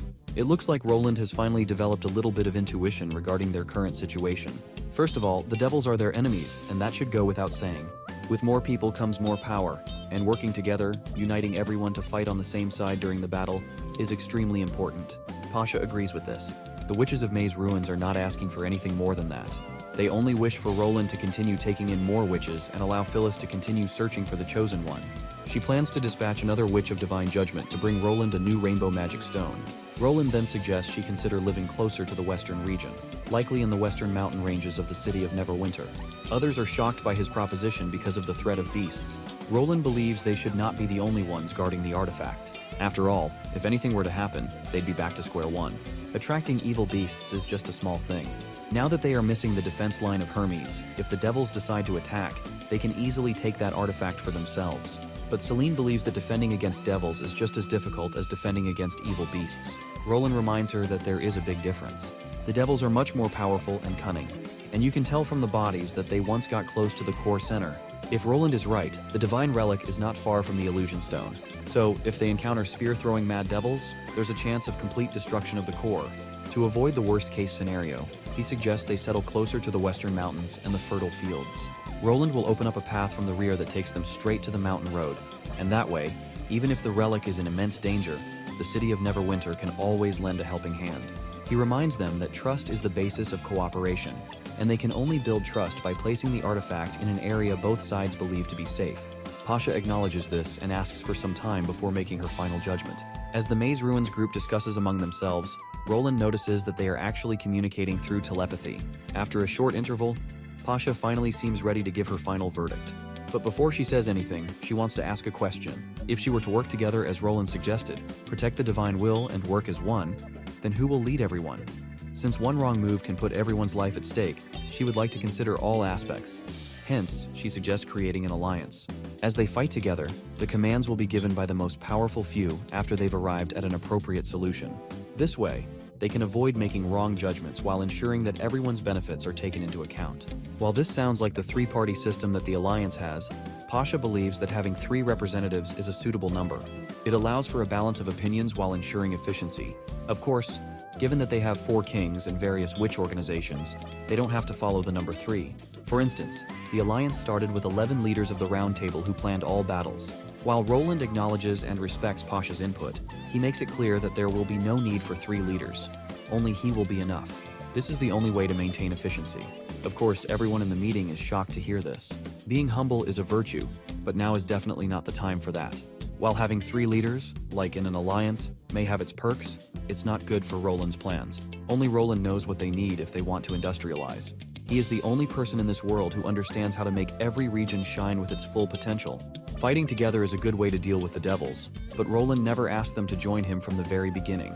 Moving to the Western region is just a basic show of trust. Furthermore, Roland wants her to witness that what he claims are not just verbal promises. Pasha is unsure what Roland wants them to see. Well, Roland wants her to see the determination and power the city of Neverwinter possesses to defeat the devils. He doesn't want her to forget the organizations that have joined or are yet to join them, and he wants her to understand their situation as well. After she has a general idea of what to expect, she can then make her choice. Even if she finds herself unable to make a decision, they can still collaborate in the most basic ways, like exchanging crucial knowledge to help each other. Pasha then questions if Roland doesn't wish to take the artifact and the magic core as well, to which Roland claims that he never planned to rely on things from the ruins to defeat the devils. As for the divine artifact, as long as it's placed somewhere both parties can ensure its safety, he has no objection. Just like he said before, ensuring the safety of the artifact is the first step to trusting each other. As for everything else, time will tell what they can do. This is when Celine speaks up. She is forced to admit that Roland is extraordinary for a mortal, though she finds it foolish that he plans to be the sole leader, with no room for backup plans. What if the battle of divine will lasts for decades and Roland is no longer at his prime? She wants to confirm if his descendants would be able to lead everyone just like he is doing. To solve this problem, only an alliance could help them avoid such possibilities. Roland believes that this is not something they should be worried about. After all, she can't be so sure he'll let the devils last that long. Furthermore, he's sure his lifespan is longer than all of theirs combined. He has fought with some witches and earned himself an old battlefield, so he can even devour the lifespan and power of other people. Of course, this doesn't make sense to Pasha. It looks like Roland himself is not entirely certain about the bold claims he just made. He just wants to appear impressive and tough, so he said it. And it seems like it's working. Instead of trying to convince them that his descendants will always hold the same determination and beliefs through some unknown system, he would rather explain everything with the excuse of some strange ability. After the Ruin Witches have a deep conversation among themselves, they are finally ready to migrate to the Western Mountains. However, there are many things that need to be transported from the ruins. A random cave won't be enough to hold them all. They will need at least a month for this entire process. Furthermore, time is required to build a lab and dungeon in the Western Mountain ranges. So, Pasha hopes that Roland can provide them with the necessary materials. Roland is not sure what Pasha has planned. Originally, he planned to ask Lotus to connect all the caves together using tunnels, thinking that a simple shelter for them would be enough. But they seem to be better engineers than he initially thought. They plan to create a brand new palace within the rocks. This is when Pasha reveals that devouring worms will do the trick. It has a large shell that is similar to the Badland beast, and there happens to be one in the ruins. She claims to have used the same type of shell to sneak into the City of Glow within the Kingdom of Dawn. Of course, the description she provides sounds quite familiar to Roland. Agatha doesn't waste a second and questions her if Pasha was responsible for infiltrating the Devil's base and devouring the Blackstone Tower. Well, it looks like Pasha has no clue about it. Roland then gestures to Sister Scroll, and she lays out the map. He finally decides to further brief Pasha about the events in the Snowy Mountains. So, in a matter of minutes, Roland explains everything, like how they encountered the devil camps, and how that very camp got devoured by the same worm. The tracks of these 2 worm monsters were all heading towards the Snowy Mountains, and their sizes are also much bigger than Badland beasts. Seeing the illustration in Scroll's hand, Pasha confirms that this is indeed a devouring worm. She further reveals that the ruins of an underground civilization lie beneath the snowy mountains. It's stated in the records that this civilization once dominated the entire land of Dawn. Where there are mountains, there are traces of the worms. You can tell from the millions of tunnels within the mountains that the records left by this old civilization are not exaggerations. However, Pasha confirms that the underground civilization was destroyed, and these worms left by that civilization are merely shells, similar to the primeval vessels. If a soul enters the shell, the worms can be manipulated. It looks like the worms were active twice. The first time, they attacked Agatha's research tower, and the second time, they attacked the Devil's base. The only possibility here is an unknown species that has never shown itself. There is a possibility that this mysterious civilization found the ruins and some worm shells in the snowy mountains and transferred souls into those shells. If this is the case, it wouldn't be a big problem. But what if there is a magic core and a central vessel within the ruins? Would they suddenly gain a lot of knowledge in magic and create a divine relic that targets witches? According to the records, the bigger the mountain ranges, the greater the possibility of a huge underground civilization. The snowy mountains are not as large as the impassable mountain range or the Dragonspine Mountains, but their main peak is the highest in this region. If there is a large number of shells there, Roland wants to act before it's too late. Pasha also wants Roland to help them explore this peak. If there are functioning relics and the vessels mentioned in the records, it will be extremely troublesome if the enemies get their hands on them. Roland admits that their worries are valid, and he has always wanted to explore the snowy mountains in the west. However, due to a lack of transport equipment and a reluctance to send the witches into danger alone, the exploration was delayed. If they can use the devouring worms, it might be a good opportunity. In this case, Pasha decides to start migrating immediately. Roland hopes this is just the beginning of their cooperation, so he extends his hand for a handshake. However, since Pasha doesn't understand the concept of a handshake, he explains that a handshake means the two parties have reached a consensus. Pasha in turn extends her tentacle. As Roland shakes hands with her, he feels a pang of sadness that Soraya is not here to witness this crucial moment. This will definitely go down in the annals of history. Moving on, since there are chances that every single mountain might be an underground civilization, Roland wants to know about the mountain ranges under the sea. According to the records, the worms were only active within the Land of Dawn, and there are no traces of them within the sea. After all, vessels are often very large and heavy, and they are not made to move in water. After confirming this much, Roland deduces that the suspicious pointed tower from the sea and the telescope have nothing to do with them. However, thinking about the old telescope, always pointing towards the huge stone gate and the piece of land that can only be accessed during high tide, Roland wants to figure out who that belongs to. Perhaps it's a third party that has been hiding in the dark. He hopes that Thunder will be able to find an answer. Later, Wendy comes to visit Scroll. As they settle into the room and enjoy some turbulent drinks, Wendy reflects on Roland's bold declaration about being the only leader. Before this, Roland was extremely approachable, but the witches always worried that he might be indecisive during critical times, or show some sort of weakness that a ruler shouldn't have. Now, it seems like he is even more outstanding than they expected. Not to mention, even though Roland is becoming more and more mature, he still treats the witches and common folks the same way as usual. It almost feels like second nature to him, which is especially abnormal for someone from the royal family. Wendy then reveals that she handed the results of the Wolfheart witches to Roland when the meeting ended. From this point onward, Roland will personally oversee how Blade's abilities can be utilized more efficiently. The reason being that weapons need to be carried by the owners personally at all times, but in that case, Broken Sword would limit freedom. Besides, the enemies won't always launch an attack during her working time, and her sword's aura is not as powerful as gunpowder.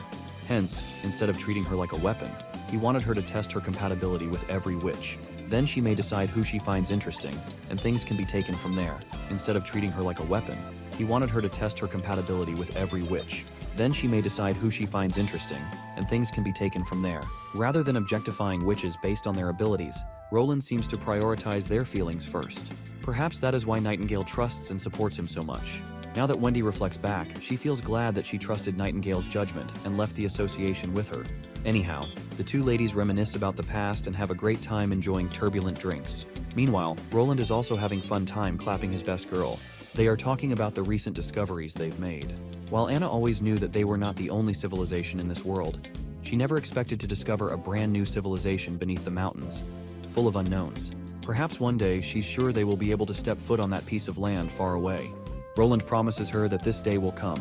However, Anna questions if he really believes in the existence of a god. The supposed god left them with artifacts and caused all the civilizations to fight against each other. This just makes her feel as if the god is looking down upon them. Roland asks her if she's feeling scared, but contrary to that, she claims to be feeling very fortunate. And the reason for her fortune is that they sent Roland to her. Let them clap each other. And we cut to the next day at the experimental facility. Lucia, Anna, and Roland are there. And it looks like they are working on making a tool that uses electromagnetism to transfer voices using electric currents. That tool is most definitely a telephone. While they are all talking about this nerdy stuff, Nightingale feels out of place as usual. She just disappears into her mist. Later, we get outside, where Roland is about to test the first prototype of this first-generation telephone. The call connects successfully on both ends, and they can hear the sound of the other person.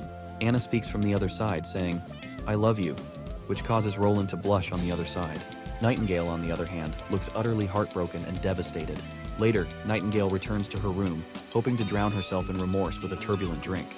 That's when Wendy suddenly pounces on her, excitedly asking how many years it's been since they became friends. Nightingale, a little unsure about Wendy's sudden behavior, admits it's been about 4 or 5 years.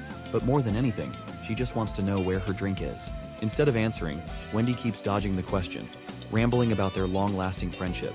Eventually, Wendy confesses that she drank it, which of course explains why she was buttering Nightingale up. Wendy promises to make it up to her next month, while Nightingale, still sulking, decides to indulge in some dried fish, but only to realize that her pouch is empty. Of course, devastation hits her. At a time like this, only dried fish, ice cream bread, and that turbulent drink can bring her comfort. And now, they're all gone. The scene transitions to the southernmost region.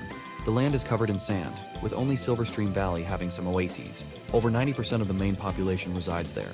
At the largest oasis stands Iron Sand City, the only city in the southernmost region. Iron Sand City is ruled by 6 great clans, but their positions aren't inherited. One can only earn a place among them through power and ability. Furthermore, they must accept any challengers.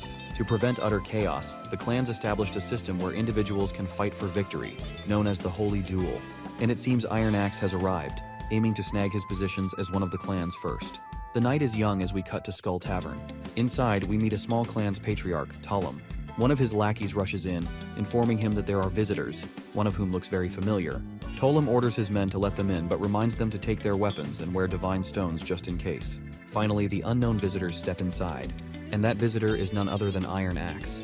Talim recognizes him instantly, and the feeling is mutual. Iron Axe hopes this bald bastard has figured out why he's here today. Talim, of course, already seems to know. The scene flashes back to the past, revealing that this very bastard was involved in Sister Echo's downfall. Yet, instead of being fazed, Talim smugly warns that the Iron Whip clan, Iron Axe's sworn enemy, is stronger than ever. But Iron Axe isn't intimidated. If anything, he's relieved. He was worried they'd been chased out of Iron Sand City by some other challenger or, worse, wiped out entirely. Talim scoffs, reminding him that confidence means nothing without strength. At the end of the day, Iron Axe is just digging his own grave. Even if a goddess was born within the Asha clan, they'd still struggle to match the Iron Whip clan. Those who were exiled are long dead, and to Talim, Iron Axe isn't even a threat worth considering. That's precisely why Iron Axe came to see this bald bastard. But something doesn't add up.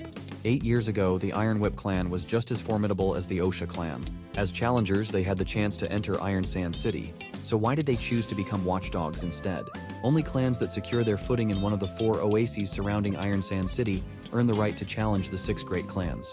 The younger clans constantly battle in these small oases, lands with no rules, no restrictions. That's why they're called the Lands of Blood. Watchdogs, on the other hand, are challengers who've given up the right to initiate holy duels. They act as shields for the top-ranked clans. Though they can't enter Iron Sand City, they enjoy comfortable lives with access to water and food. Iron Axe, however, promises that things can change. If Talim pledges his loyalty to Lady Drow Silvermoon, who is Sister Echo, he'll have the chance to touch the walls of Iron Sand City again. Talim bursts into laughter, not taking Iron Axe seriously. The idea that Iron Axe wants this little girl to become the new matriarch and initiate a holy duel is utterly hilarious. He has no intention of betraying his clan or fighting the watchdogs just so Iron Axe can enter the city. Instead, he issues a veiled threat, demanding something in exchange for keeping Lady Drow Silvermoon's whereabouts a secret. If Iron Axe doesn't pay up, Talim can sell the information to his clan and be handsomely rewarded. They'd love nothing more than to capture and torture a goddess from a past enemy clan. Before Talim gets too ahead of himself, Iron Axe tells him to calm down. He already knows what a coward this bastard is. He never expected Talim to fight the watchdogs in the first place. More importantly, Iron Axe didn't return just for revenge against the Iron Whip clan. He came back to challenge the 6 great clans and make the Asha clan the rulers of Iron Sand City. That bald bastard starts sweating. Iron Axe wants to defeat all 6 great clans and take over the city? Panicking, Talim raises his hand, signaling his men to attack. All his goons immediately lunge at Iron Axe. Too bad for them. they just stuck their hands in the devil's maw. The so-called Lady Drow Silvermoon, accompanying Iron Axe, turns out to be Ash, actually. With a single punch, she sends Talem's men flying out of the tavern window. Chaos erupts, and more thugs storm in through the front gate, only to become victims of Ash's wrath. The bald bastard is bewildered as to why this witch isn't being suppressed by the Stone of Divine Judgment. It seems Ash is using pure strength to handle these bastards. Iron Axe finally makes his move, forcing the bastard to surrender. With that, the fight is over, and the tavern is completely under their control. Iron Axe hopes that after this hard lesson, the bastard will finally talk. But Talem believes it doesn't matter whether he helps Iron Axe or not. They've already been exposed. The watchdogs in the city are backed by the Iron Whip and Cut Bone clans. Even if he gathers all his men, he believes fighting against the warriors of the larger clans would be impossible. It's in Iron Axe's best interest to leave now, before he dies unnecessarily. Iron Axe, however, makes it clear that he's not backing down. Besides, the watchdogs won't be a problem. Talem finally starts to understand the situation. He has a hunch that the only reason Iron Axe wants him is to challenge the great clans to holy duels. His power clearly comes from places beyond the southernmost region. Meanwhile, outside the main city's territory, we meet the First Army, who's finished setting up their cannons. Under the command of the platoon leader, the soldiers begin bombarding the enemy ahead. As the cannonballs hit, those poor souls caught in the firepower are torn apart. Talem, on the other hand, is absolutely stunned by the massacre. With no clue about firearms, he wonders if this is some sort of divine fire from the heavens. As far as he's concerned, there's no way this power belongs to Iron Axe. He's dying to know who Iron Axe serves. Iron Axe finally reveals that he serves a merciful ruler and is on a mission to bring peace and order to the Mojin people. But Iron Axe is also aware that lowlifes like Talem will never accept this new order. The Oases raised the people of the Sand Nation, but also imprisoned their thoughts.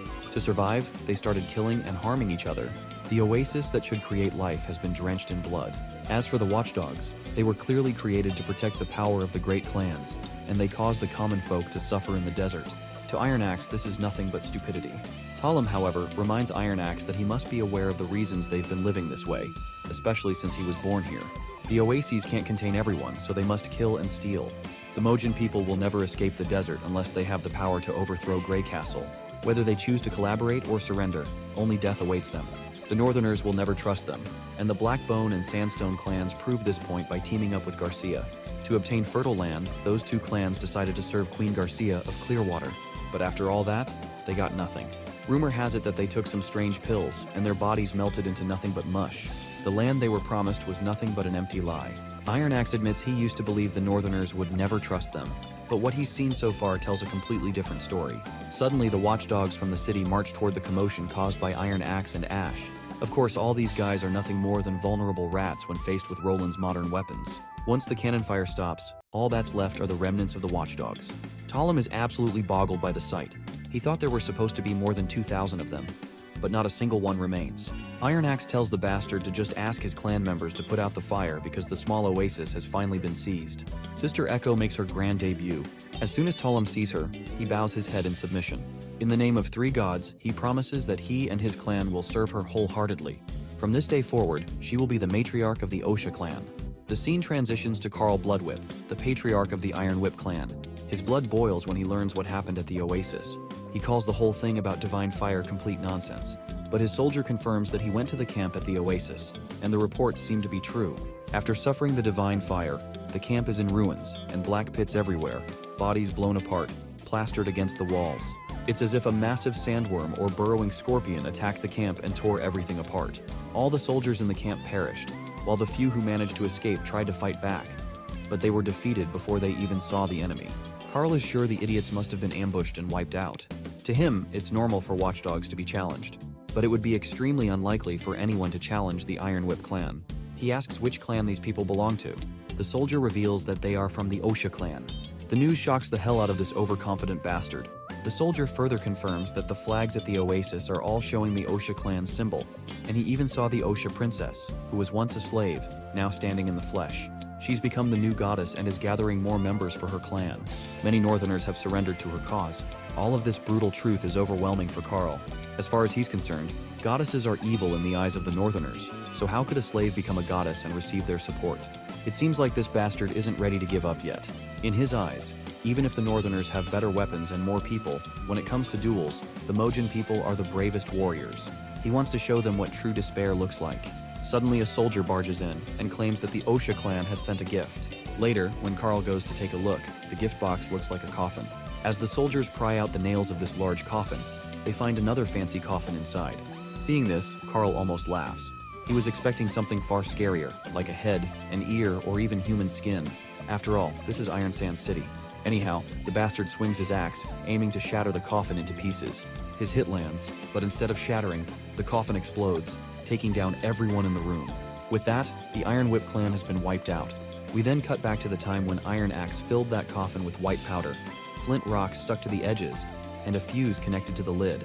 With the help of one of the witches, they made the coffin lightweight. Now, whether the coffin was opened by force or naturally, only thunder and flames awaited them.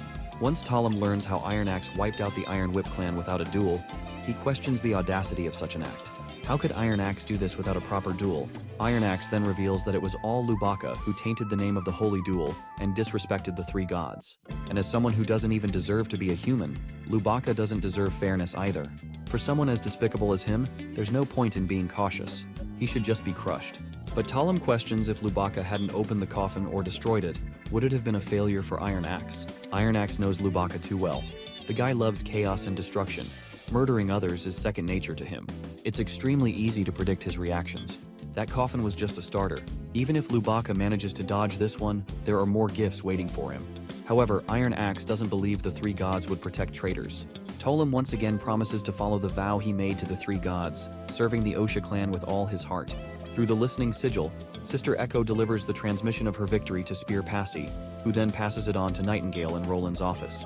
The Iron Whip clan has been wiped out, and Echo offers her thanks for Roland's support. Roland instructs Spear Passy to tell Echo to continue with the plan. With that, the transmission ends, and Nightingale returns to her comfy couch to get some rest. The reason the transmission went through Spear Passy, and Roland depends on Nightingale to deliver the messages, is because sigils only work if imbued with a witch's magic. Since sigils have limited range, Spear Passy served as the middle person, delivering the transmission to Sister Echo. Though this method isn't perfect, it's far better than communicating through pigeons, which takes weeks to travel. Roland feels sad that he can't develop a more convenient method of communication, since sigils require magic to function. However, the first ever telephone line in the Western region is about to be installed, stretching all the way to City Hall. The second and third lines are already in planning. Having electric poles would consume too much energy and could easily be damaged by snow and ice. Therefore, it's wiser to lay the cables along the mountain ranges. Lotus can sink the cables into the ground, making it both convenient and safe. After the defense line is set up in the mountains, Roland plans to install more cables to maintain communication with the front line. For the defense line, Roland also plans to create underground tunnels for military purposes, and they may even need these tunnels to connect to the underground palace. Suddenly, Roland notices a massive explosion in the city through his window. Nightingale appears right away and urgently cautions Roland to stay inside the palace. Later, Sister Moon rushes to Sister Lily and reveals the explosion at the academy. Lily seems uninterested, as she needs to focus on her studies. Moon, on the other hand, tries to grab her attention by talking about the huge explosion and the fire surrounding the area. Lily dismisses it as some idiot messing up in the laboratory causing an explosion. After all, something like this has happened before, and Roland had scolded Kyle Sichi a lot for that. Moon is very offended that her friend doesn't seem to care about Neverwinter City. Lily simply pushes Moon away, continuing to peer into her microscope. As far as she's concerned, leaving the professional stuff to the professionals is the right thing to do. Let her do what she's doing, because this is also important for Neverwinter City. Of course, this gives Sister Moon a chance to slap back with a jab of her own. Teasingly, she reminds Lily that while Tilly had achieved nothing after peering into the microscope for so long, Lily used her electromagnetism to help Roland bring light to the dark. Now people can work at night without trouble. She continues to tease, reminding Lily how everyone is contributing to the city. Eventually, Lily agrees to investigate the cause of the explosion. So they and a few other witches head to the site of the incident. The area has already been restricted by the officials, and the building has been evacuated. Since nobody is inside, they sneak into the building using one of the witches' abilities, the one who used to work for the church. The art of the series has been changed, though I don't know if it was for better or worse. The background art has gotten more detailed and colors are very vibrant, but the character design now looks a little off. Eventually, the witches reach the site where the explosion happened. Summer uses her magic powers to create a hologram, revealing a classroom brimming with life as the students chatter in the class. However, it's not all sunshine and roses in this classroom. A few bullies are picking on a little girl, but another girl steps in to protect her. The bullies latch onto the protective girl, but the girl, strong and confident, manages to fight her way free, kicking the bullies down one by one. But her luck runs out when she's struck hard on the head, causing blood to pour from the wound. The pain triggers a surge of anger, and the girl's powers explode in a violent outburst, awakening her magic in a fiery burst. When a witch first awakens her powers, all the magic within her condenses, and the backlash can cause great pain. This often leads witches to use their powers unwittingly, exposing themselves to danger. Awakening in public is a death sentence. Summer's hologram shows the girl trying to regain control of her powers, managing to suppress her anger and grab her friend's hand. Tilly feels excitement stirring, another witch to join their ranks. Emmy, too, is thrilled and wants to report the new witch's awakening to Wendy right away. But not everyone shares this enthusiasm. Moon, however, seems distressed by the revelation. Before we learn the cause of her distress, all the witches make their way back to the dorms to meet with Wendy. Instead of being praised for their discovery, all the witches are scolded by Wendy for ignoring the restricted signs and entering without authorization. As the girls leave, Wendy remains fuming, still upset about the breach. Meanwhile, Moon stays behind, lost in her thoughts. Finally, Lily, frustrated with Moon's zoning out, drags her into their room and demands to know what's bothering her. Moon hesitates before revealing her fears. The new witch who awakened her powers uses electricity. Lily, initially confused, doesn't understand why this concerns Moon. Moon explains that electricity and electromagnetism are deeply connected, and if this new witch is stronger than her, Moon fears she might be rendered useless to Roland. Lily laughs aloud at what she sees as Moon's silly and shallow thinking. She reassures Moon that Roland would never abandon her, no matter how powerful the new witch becomes. Then something clicks in Lily's mind. The phrase Moon used about electricity and electromagnetism strikes her deeply. Suddenly, Lily rushes to her microscope, an epiphany dawning upon her. Moon, confused and curious, tries to ask her what's going on, but Lily quickly shoos her away, urging for silence. Then, a blinding yellow light erupts from the microscope as Lily makes a breakthrough. Later, we see Baroff and Scroll meeting Roland to report on the recent classroom incident. Thankfully, no one was critically injured, though 3 students suffered broken bones while trying to escape the blast. When the teachers heard the explosion, they quickly began evacuating the students. Thanks to Ferland's calming words, chaos and panic were minimized, reducing the number of casualties. Agatha also froze the fire to prevent further damage to the building. Roland is relieved that the First Army's involvement was used as an excuse to cover up the true danger of a witch's awakening, preventing the public from learning about the risk. Baroff then reports that the conflict between the children is related to regional tensions that need to be addressed. One child came from the southern region, while the other hailed from the eastern region. Timothy, in charge of Valencia City in the eastern region, hasn't surrendered yet. The children wouldn't have been discussing this if the adults hadn't been mentioning the city of traitors in front of them. Baroff believes the parents of the children involved in the conflict should be punished, and anyone discussing betrayal or traitors should be strictly forbidden. This way, similar incidents can be prevented before they escalate. As for the issue of witches awakening, Baroff suggests writing it into law to prevent further public unrest. That way, they can avoid potential conflicts and keep the awakening a secret. Hearing this, Roland acknowledges Baroff's growth over the past 2 years. His ability to trace the root cause of the problem is commendable, but Roland still feels that making this a law is not the right move. He believes that simply legislating it won't stop the fear surrounding witches' awakenings. If the law contradicts public sentiment, it will only expose hidden issues. Scroll speaks up, noting that Neverwinter's citizens come from all over Greycastle, so it's natural for there to be various conflicts. Banning things just because they happen once would only complicate matters. Guiding the masses and teaching them what's right and wrong seems like a better approach than imposing blanket bans. As for the issue of witches' awakening, Scroll suggests seeking Agatha's input. Tequila, home to many awakened witches, might have valuable insights into managing the situation. Roland decides to mask the incident as a simple physical conflict between students. The student who injured the witch with the chair will be required to pay medical bills, while those injured in the explosion will be compensated by the witch union. The school building will be repaired by City Hall, and classes will resume as soon as possible. As for the whole ordeal, Roland plans to handle everything as Scroll suggested. Proceeding to the next topic, Roland inquires Scroll about this new witch. Scroll gives her name as Sharon and questions if Roland wishes to meet her. Roland decides to postpone the meeting with Sharon, suggesting she should be given a few days to rest and recover from the recent incident. The next scene transitions to the hospital. There, Wendy notices Mr. Pine, who seems to be arguing with a couple. Once the couple parts ways, Wendy inquires about them. Pine reveals that the couple are the parents of the new witch. They were worried about leaving their daughter here by herself, so they asked if they could take her home. But when Pine heard that Roland wanted her to stay, they changed their minds immediately. They even started thanking Roland for taking care of her. Since Wendy is here to deliver food to Sharon, she asks Pine to show her the way. Later, Roland meets with Phyllis and Agatha. There seems to be something strange happening in the territory. In the last year, Only one witch has awakened in the western region, while Tequila had more than 5 times the amount of awakenings. After discussing this with Pasha, they have arrived at a theory that something is stopping the new witches from awakening. Of course, this shocks Roland deeply. We then learn how the magic powers in this world are like tides, constantly changing. During the 2 years after the arrival of the Red Moon, the abundance of magic was at its peak, and a new witch would awaken almost every day. Gradually, the amount of magic decreased, and the time between the 2 red moons can be seen as the drought season. One would have to wait until the months of demons for more awakenings to appear. The abundance of magic peaks once every year. However, one thing to note is that the huge fluctuations of magic continue for hundreds of years. It is almost time for the next red moon, which is why they are noticing more magic fluctuations lately. That being said, there were supposed to be more awakenings, but the opposite is happening. Something must be stopping them from awakening.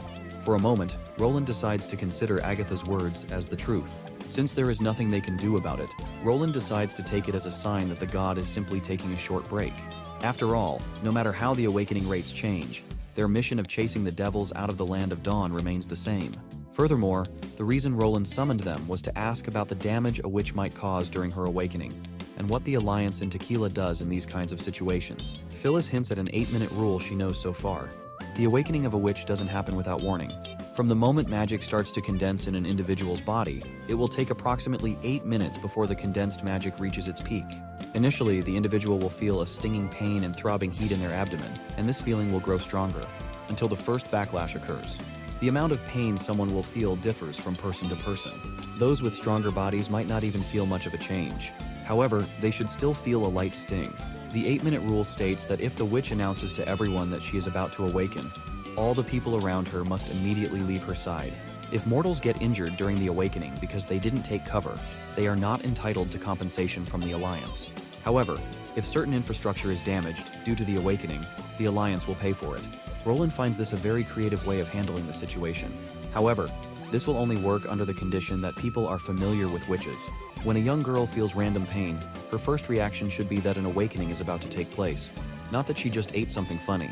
Roland then questions what happens if the witch fails to announce it, to which Phyllis responds that the new awakener may be punished physically or fined, depending on the damage done. However, these incidents are rare, since only a few witches awaken as combat witches with overwhelming powers. But thinking about it, Roland realizes that this is no longer an era where witches are above humans, so he may not be able to use this method 100%, but it is still very effective at one thing. It spreads the idea that witches are born from humans, and regardless of whether one would like to accept it or not, every underage girl might turn into a witch one day. With that rule, witches and humans can be on equal footing, and the City Hall can take care of any damages caused by not announcing the awakening. Those who become injured despite the announcement are in the wrong. If he were to create a set of rules that governs the actions of witches, just like traffic rules, everyone could follow them and avoid accidents. This way, many conflicts could be resolved. We then cut to the hospital where the newly awakened witch is staying. Miss Nana is also there with Sharon. Wendy enters and asks the girl about her well-being, to which Sharon claims that she feels like something new is inside her body now, and Anna assures her that it's just magic. Sharon isn't sure if being a witch means magic hurts all the time. While placing the food box down beside her, Wendy assures Sharon that once she learns to wield her power, it will become a part of her, just like any other limb of her body. As soon as the lid is opened, the aroma of the mouth-watering food fills the air, bringing immense joy to the little girl. Seeing how happy Sharon looks, Wendy reflects on how food is always enough to win anyone's heart. This is precisely why Roland always holds banquets whenever new witches are found. The little girl devours the food like a hungry wolf, and in no time, she finishes the entire box. Wendy then asks Sharon about her friend, the one she was trying to protect, wondering if she ever came to visit her here. Sharon sadly shakes her head. After all, she herself is a southerner, just like her bullies, so there is a high chance that the girl hates her just as much as she hates them. Wendy is surprised to realize that Sharon is also from the southern region. Initially, she had assumed Sharon only helped that girl because they were both from the eastern region. However, Sharon claims that regional origins don't matter since the conflicts of nobles do not involve them. Those typical bullies were simply looking for someone to pick on, and that eastern girl happened to be an easy target. To Sharon, wrong is wrong. If no one is willing to take a stand against it, then nothing will ever change. Wendy is astonished to hear such thoughtful remarks from a girl of her age. It seems Roland had been worrying for nothing, as this girl does not need Wendy's counseling at all. Just one glance at Sharon's face is enough to tell that she is certain of her choices.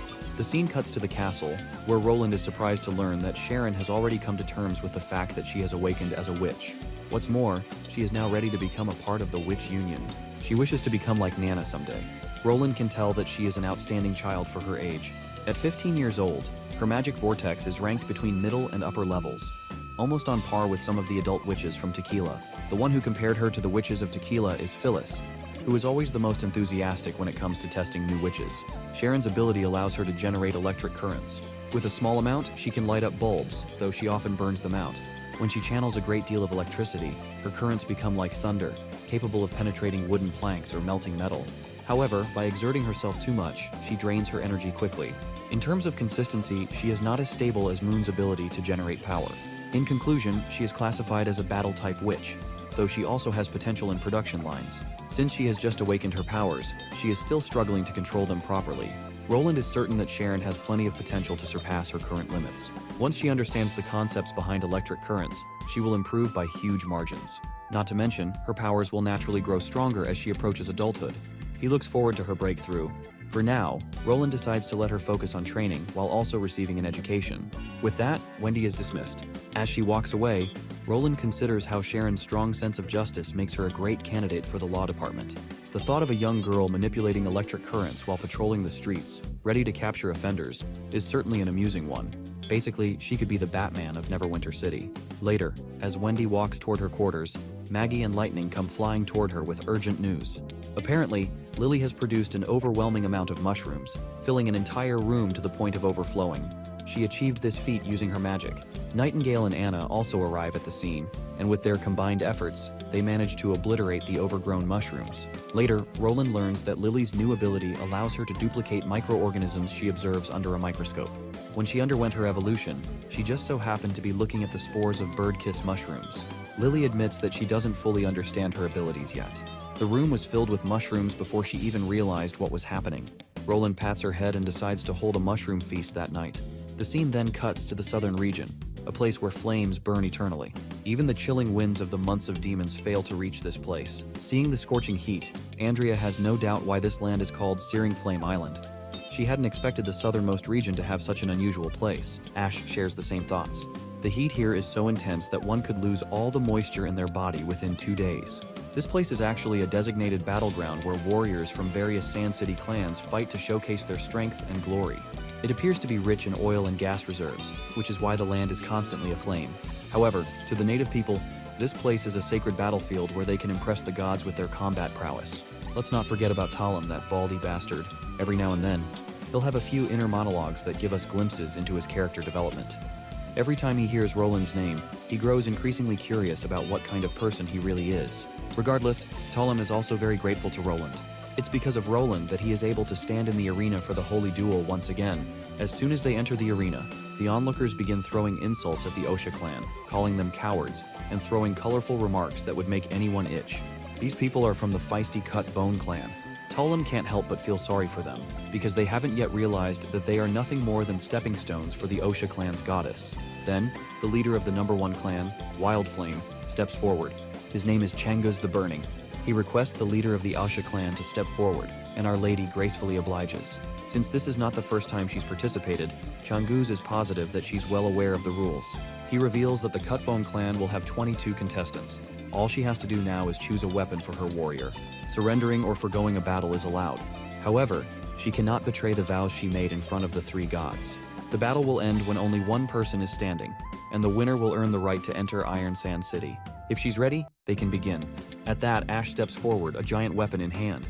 Talim quickly reminds her that she cannot bring her own weapon into the duel. This is for fairness' sake. In response, Ash lodges her giant sword into the ground and eyes the weapons laid out in front of her. Before picking one up, she asks if there's any rule regarding one weapon per person. Talim reveals that she can carry more than just one weapon if she's capable of handling them. At this, Ash picks up a shield for her left hand to defend, and a giant hammer-like weapon for her offensive stance, something that suits her personality perfectly. Seeing how effortlessly Ash handles the massive weapons, Talim is sure that the Bone Clan is about to get boned. Andrea is ready as well. She grabs arrows, selecting precisely 22, one for each participant, as there are 22 people they will be fighting against in the duel. With that, Ash, Andrea, Iron Axe, and the Goddess are ready to face their opponents. Seeing how only 4 of them are going up against 22 people, Talim can't help but comment on the odds. But Ash reminds him that there were no instructions telling them to match their number of participants with the opposing team. So for her team, 4 members is more than enough to fight against 22 people. Someone quotes one of the rules, stating that the number of warriors allowed from each clan must be between 15 and 30. Furthermore, the number of participants from the challenging clan should not exceed that of the challenged clan. That means if the opponent sends out 22 warriors, OSHA would be allowed to send no more than 22 warriors as well. The right move would be to send out an equivalent number of participants, especially considering the fact that the Grey Castle warriors look short and frail and don't seem brave enough. Changus then asks the OSHA clan members one last time if they really plan to send only 4 members. Ash boldly responds, and we already know what her answer is. She then turns to the bastards about to face her and wonders if these shitheads have prepared their wills in advance because she won't guarantee anyone will be left alive. The opponent can tell that this woman is gutsy, but they're not sure if her smug attitude will actually help in the battle about to unfold. It looks like we're about to find out since Changus finally commences the holy duel between OSHA clan and Cutbone clan. The enemy warriors charge at our party with full-on bravery. But soon enough, Sister Echo begins to sing her lullaby, catching everyone present off guard. Her song starts messing with the enemies' heads, making them massacre each other. Talim can do nothing but watch in awe at Sister Echo's might. Next, Andrea makes her move. She launches a bunch of arrows with her bare hands, taking down all the bastards in one go. Talim is once again boggled as to how the hell did she fire arrows with just her hands. And to top it off, every single one of them hits the enemy right over the collarbone with precision. Sister Echo changes her song to match Ash's ferocity. Ash charges at her opponent like a hungry beast, and with her sheer fighting will combined with Sister Echo's energizing song, the battlefield starts to feel like thousands of soldiers are marching. Ash, embodying those 1,000 soldiers, begins massacring the poor guys with her hammer. Then, one bastard prepares to launch an arrow infused with the Stone of Divine Judgment. But before that arrow can do any harm to Sister Echo, Iron Axe snatches it mid-air like the absolute giga-chad he is. Talim, once again, is losing his freaking mind. And just like that, all the enemy soldiers are down on the ground, injured but not dead. One bald bastard suddenly starts preaching at the top of his lungs, rallying his wounded brothers back to their feet. They all eventually get into formation, preparing for their ultimate move. The baldy at the front makes it clear that the warriors of Cutbone clan are not afraid of death. They are willing to sacrifice their lives in this holy duel, but they will not die in vain. The Holy Mother is not a murderer. She respects bravery and power, and she praises the mercy of the strong. Ash finds it laughable that these puny guys think they can win with just their conviction. To prove how utterly wrong they are, she alone begins pushing back all 22 enemies with her sheer power. Seeing this insane display of raw strength, the audience erupts in cheers, all rooting for Ash. Behind Changus, a hooded woman cracks a smile after witnessing such an interesting sight. As Ash starts getting tired against the 22 jacked bald dudes, her friends step in to back her up, giving her the much-needed strength to keep going. Finally, all the bald bastards begin to struggle. The audience erupts into another round of jubilation, and eventually, every single one of them gets pushed back, scattering around like knocked-out bowling pins. Later we cut to Iron Sand City. In the training arena, that same hooded woman, whose name is Lorgar, is blowing off some steam, punching the sandbags with her mutated hand. Changus arrives at the training grounds, where he learns that Lorgar, the same girl from before, has been relentlessly training since morning. He proceeds to go inside, but the guard outside humbly suggests that he shouldn't, as she doesn't want to be disturbed. But since the guard knows he can't order around the Patriarch, he swallows his words and pretends he never said anything. So, the old man steps inside anyway. Watching her train, he feels glad that Lorgar is becoming more and more serious about her duties. Once he himself is defeated in the platform of Searing Flame, she will be next in line to take his seat as the Patriarch of the Wild Flame clan. The hit she just landed on the sandbag could easily rip an ordinary human in half. He finally speaks, teasing her for how competitive she's becoming after seeing OSHA clan's performance. He can clearly tell that his daughter has set her sights on the formidable warrior Ash, because his daughter does not want to give up her title as the greatest one-on-one combat fighter. She's a little annoyed that OSHA clan won't challenge them for a while, especially since their main goal for entering Iron Sand City has been accomplished. Her father also agrees with her. If OSHA clan truly wants to become the rising clan of Iron Sand City, they'll have to take care of a lot of miscellaneous matters first, before they can find their footing inside the city. Man, I'm hating this arc. This is exactly why I'm gonna skip a lot of their random bullshit jibber-jabber. Just as these guys are talking about how OSHA clan won't challenge them for a duel anytime soon, their expectations get subverted when a guard reports that OSHA clan has requested another holy duel. It's only been a day since they won the duel and earned the right to move into Iron Sand City, so Changus has no idea why they're already going for another fight. Lorgar questions the guard about which clan OSHA intends to challenge next. The guard answers that it's the Sandstorm clan, which is currently ranked 4th. Changus asks if they've moved into Iron Sand City from the Oasis. The guard reports that they have refused to move. Of course, this gets the patriarch and his daughter thinking about their next move. Regardless, Lorgar seems even more interested in Osha clan after their unexpected decision. The next scene takes us at the Searing Flame Island battle arena, where Ash is seen beating the hell out of a sand golem. And with her last opponent down, she wins the match. Cut to Skull Tavern. The entire place is buzzing with people narrating Ash's exploits. They are amazed at how she obliterated her opponent with just a single punch.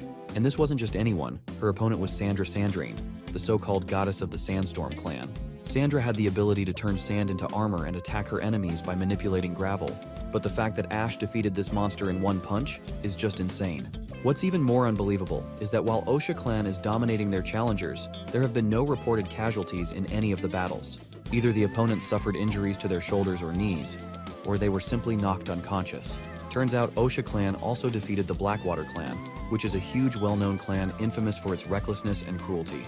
Compared to the previous two duels, that particular fight was much bloodier. But still, no one died. As the tavern continues hailing Osha clan's might, Tollum suddenly stands up and generously offers free drinks to everyone from Osha clan. Everyone is now even more hyped, rooting for Osha to win their next battle as well. It is then that a guy rushes into the tavern with shocking news. He reveals that nobody fought because the Wild Wave clan willingly forfeited their position. Cut to Sister Echo and Iron Axe. They literally did not expect Wild Wave to forfeit like this. But in one way or another, Sister Echo is glad. Wild Wave settled for third place, meaning they won't have to fight them. Because if they had done, things could have gone drastically different as Ash had already been stained with blood. At that moment, Ash enters the tent, revealing that most of the blood belonged to her opponents. Her minor injuries aren't enough to hinder her performance. Besides, Sister Leaf's herbs are working wonders, so most of the deeper wounds have already started scabbing.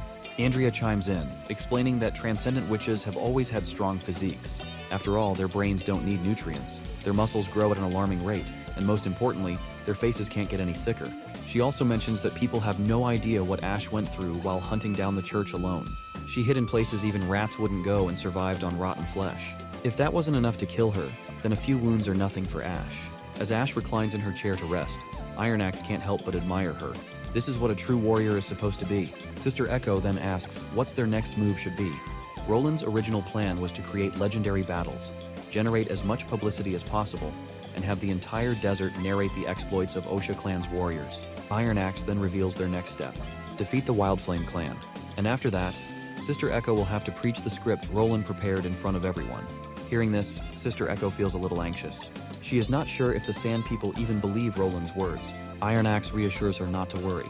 After all, even Roland isn't expecting miracles. He knows that changing people's minds and gaining their trust will take time. Tollum suddenly enters the camp, bringing great news. The Wild Flame clan has accepted the duel. But there's a catch. They have specific conditions on whom they wish to fight. Apparently, the third princess of the Wild Flame clan, Lorgar, has personally requested a one-on-one duel with Lady Ash. The news spreads like wildfire. A massive crowd camps near the Searing Flame arena. They might not be able to witness this legendary battle firsthand, but at the very least, they'll be the first to hear the results. Most of them are pumped that the Princess of Osha clan has finally returned to take her revenge. Without further ado, we cut to the Searing Flame arena. The crowd goes absolutely nuts seeing Ash step onto the stage, representing the Osha clan. From the Wild Flame clan's side, Lorgar steps forward, the strongest goddess of the southernmost region. People are hyped beyond belief. This is a battle between the strongest warriors of the north and south, with no weapons, armor, or any tools allowed, including divine stones. The Sand People respect true warriors, and here, both fighters are free to unleash their full strength before the three gods. As Lorgar pulls back her hood, Ash immediately mistakes her for having dog ears, which mildly annoys Lorgar. Her ears are those of a wolf. Still, Ash takes note of something else. Lorgar isn't wearing any shoes, even though the ground beneath them is scorching hot. Lorgar claims that Mojin people are not afraid of hot sand, but Ash can see through her bluff. It's clear that this girl is struggling even if she won't admit it. Ash then calls her out for her use of magic. She finds it interesting that Lorgar is maintaining her transformed form at all times. Has she simply grown used to the constant mana consumption? But Lorgar denies knowing what Ash is talking about. She claims her transformation is the result of a sacrifice she made to receive power from the three gods. She can no longer return to her human form. She can only live her life as half human, half beast. And now, Ash finally understands why she kept herself cloaked before stepping into the arena. She didn't want others to see her true form. She only reveals herself on the battlefield. For a moment, Ash wonders if she could distract Lorgar by offering her a bone. Maybe her fighting ability would drop significantly if she got tempted. After all, this trick always works on Maggie. But enough of this chit-chat. The battle begins. Inside Changuz's mind, he reflects on Lorgar's transformation. After becoming a goddess, she fell in love with fighting and grew stronger every day. For 5 years, no one has dared challenge the Wildflame clan because of her. But constant battles have gradually changed parts of her body into that of a wolf. Even when she isn't using her power, she remains this way. She will never be able to live the life of a normal girl. No handsome warrior will ever fall for her.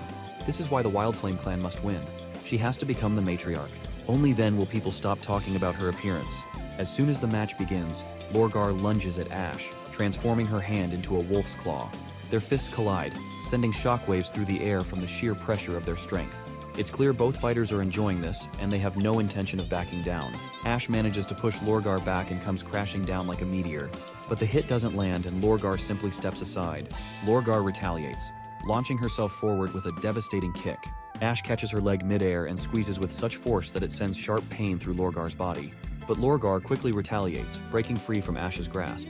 She immediately counterattacks, but Ash dodges and follows up with a series of punches. Lorgar blocks most of them, but Ash lands a solid hit to her forehead, causing it to swell. Then, Ash delivers a devastating kick, sending Lorgar crashing to the ground. The spectators are in awe, watching their so-called goddess get effortlessly beaten. But just as Ash prepares to finish her off, something changes. Lorgar begins transforming again, this time into something more monstrous. A moment later, she has completely turned into a massive beast. Ash is stunned, and the crowd is too holding their breath. The beast pounces at Ash. She quickly dodges, but it doesn't stop. Lorgar is relentless, her speed now comparable to the soldiers of divine punishment. Ash is pushed back as the beast continues throwing one strike after another. Sister Echo starts worrying, but Andrea reassures her. Ash is good at handling damage. Something like this isn't enough to take her down. She then explains the brutal training methods they used in Tequila. It's a method that forces witches to stay in the zone by constantly consuming magical power. Roland finds this method outdated and inefficient. He believes that if witches have time to train like that, they should use it to study how muscles and bones convert chemical energy into mechanical energy instead. But for Ash, who isn't the most intelligent, the inefficient method suits her perfectly. Now that Ash is done taking damage, it's time for her to fight back. She pulls off her pants belt out of the blue. The beast is totally confused by this unexpected move. The onlookers are just as confused as Lorgar. They have yet to figure out what kind of weapon is that. Besides, weapons are forbidden in this duel. Breaking that rule would only bring Ash humiliation. But Ash simply tosses the belt onto the ground. The moment it lands, the ground beneath it shatters. These belts weren't just accessories, they were restraints. And now Ash is finally removing them to unleash her full strength. Agatha had given her this transcendent training. She had ordered Ash to suppress her powers, consume her magic, and keep these constraints on her body until the day she truly needed that extra power. And now that the restraints are gone, Ash feels a surge of power unlike anything before. She clenches her fists and then launches herself at the beast. Lorgar, still in her monstrous form, retaliates with a furious counterattack. Her tail swings violently, creating a literal tornado that sends the onlookers into a frenzy. Meanwhile, Ash is airborne, descending at the speed of a bullet. Blood splatters as she drills her fist straight into Lorgar's eye. She wants Lorgar to surrender now that she's been roughed up enough, but Lorgar refuses to back down. She retaliates with a devastating blow that sends Ash flying. The beast looms over her, towering like an unstoppable force. The crowd watches in awe as the battle has reached its critical point, but Ash forces herself to stand, battered but unfazed. In fact, she seems even more fired up, eager to keep going. She can feel that she's stronger than she was last year. Clenching her fist again, she targets Lorgar's injured eye. This time she channels magic into her other fist. But before she can strike, Lorgar blocks her attack. The magic within Ash is surging faster than ever before. Despite the heavy blows she's taken, her arms feel stronger than ever. If this were the past, she would have already been obliterated, her ribs shattered, her organs ruptured. But now all she feels is pain. No numbness, no weakness. Ash presses forward. With some slick acrobatics, she lands a powerful kick to Lorgar's leg. A sickening crack echoes through the arena as the beast collapses to the ground. But Lorgar, stubborn as ever, forces herself up on 3 legs. Her father, seeing this, orders her to forfeit. But Lorgar's fighting spirit hasn't dimmed. She is still ready to battle, and Ash, though standing, is in no better shape. She admits her body is in agony. Her organs feel like they're no longer in their proper places. However, humans can move with 2 legs while wolves cannot. Now that Lorgar has lost an eye and a leg, her mobility is crippled. No matter how strong she is, she won't be able to land a hit. Ash considers finishing the job, taking out Lorgar's other eye. That way, she'll have no choice but to surrender. Her lost limbs and injuries wouldn't be a problem. If Ash can drag her back to the western region, Nana could heal her in no time. The stage is set. It's do or die.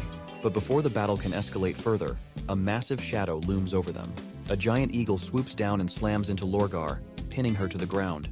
The beast shrieks as it presses down, causing Lorgar immense pain. This isn't just any bird, it's a hybrid demonic beast. Ash's eyes narrow. She doesn't care what happens in a duel, but she won't stand by and let a witch be attacked by some random monster. Without hesitation, she dashes forward, ready to take it down. Before we witness the epic clash, the scene shifts to a moment earlier, before the four-winged eagle descended upon the arena. Just outside the searing flame arena, eager spectators had set up their tents. A commotion stirs, drawing them out of their shelters. When they look up, they see the monstrous eagle circling in the sky.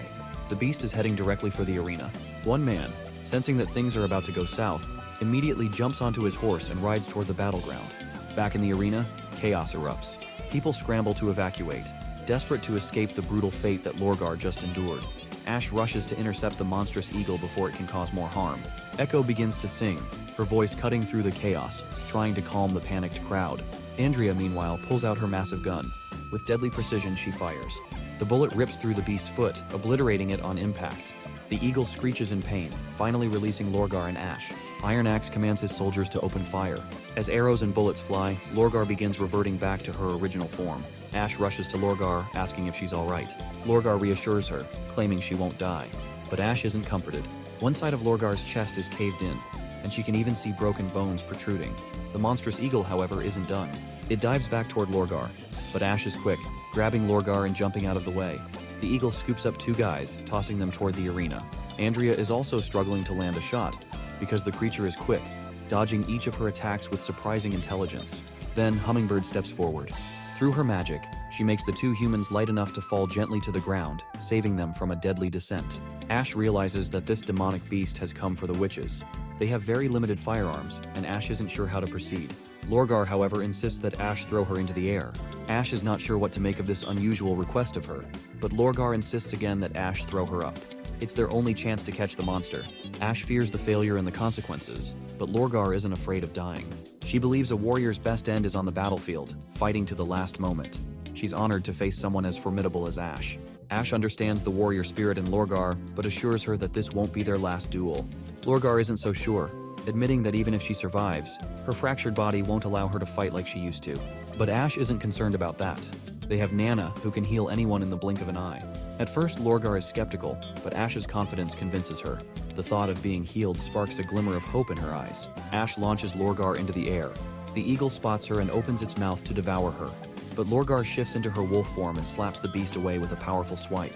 Lorgar doesn't stop there and continues to torment the beast with relentless attacks. Andrea, seeing an opening, decides to ready her divine golden arrow. As Lorgar and the monster crash to the ground, Lorgar is exhausted. She's drained everything she has. Ash quickly rushes to her side and rescues her. Andrea releases her arrow, and it finds its mark. The explosion is massive, obliterating the creature into bite-sized chunks. The aftermath is a gruesome rain of monster remains. With the battle over, Ash hands Lorgar over to her father. She warns him that while Lorgar is alive, she's in critical condition. Even the best herbs will only prolong her life for a short time. The only thing that can save her is proper healing, which means returning to Grey Castle.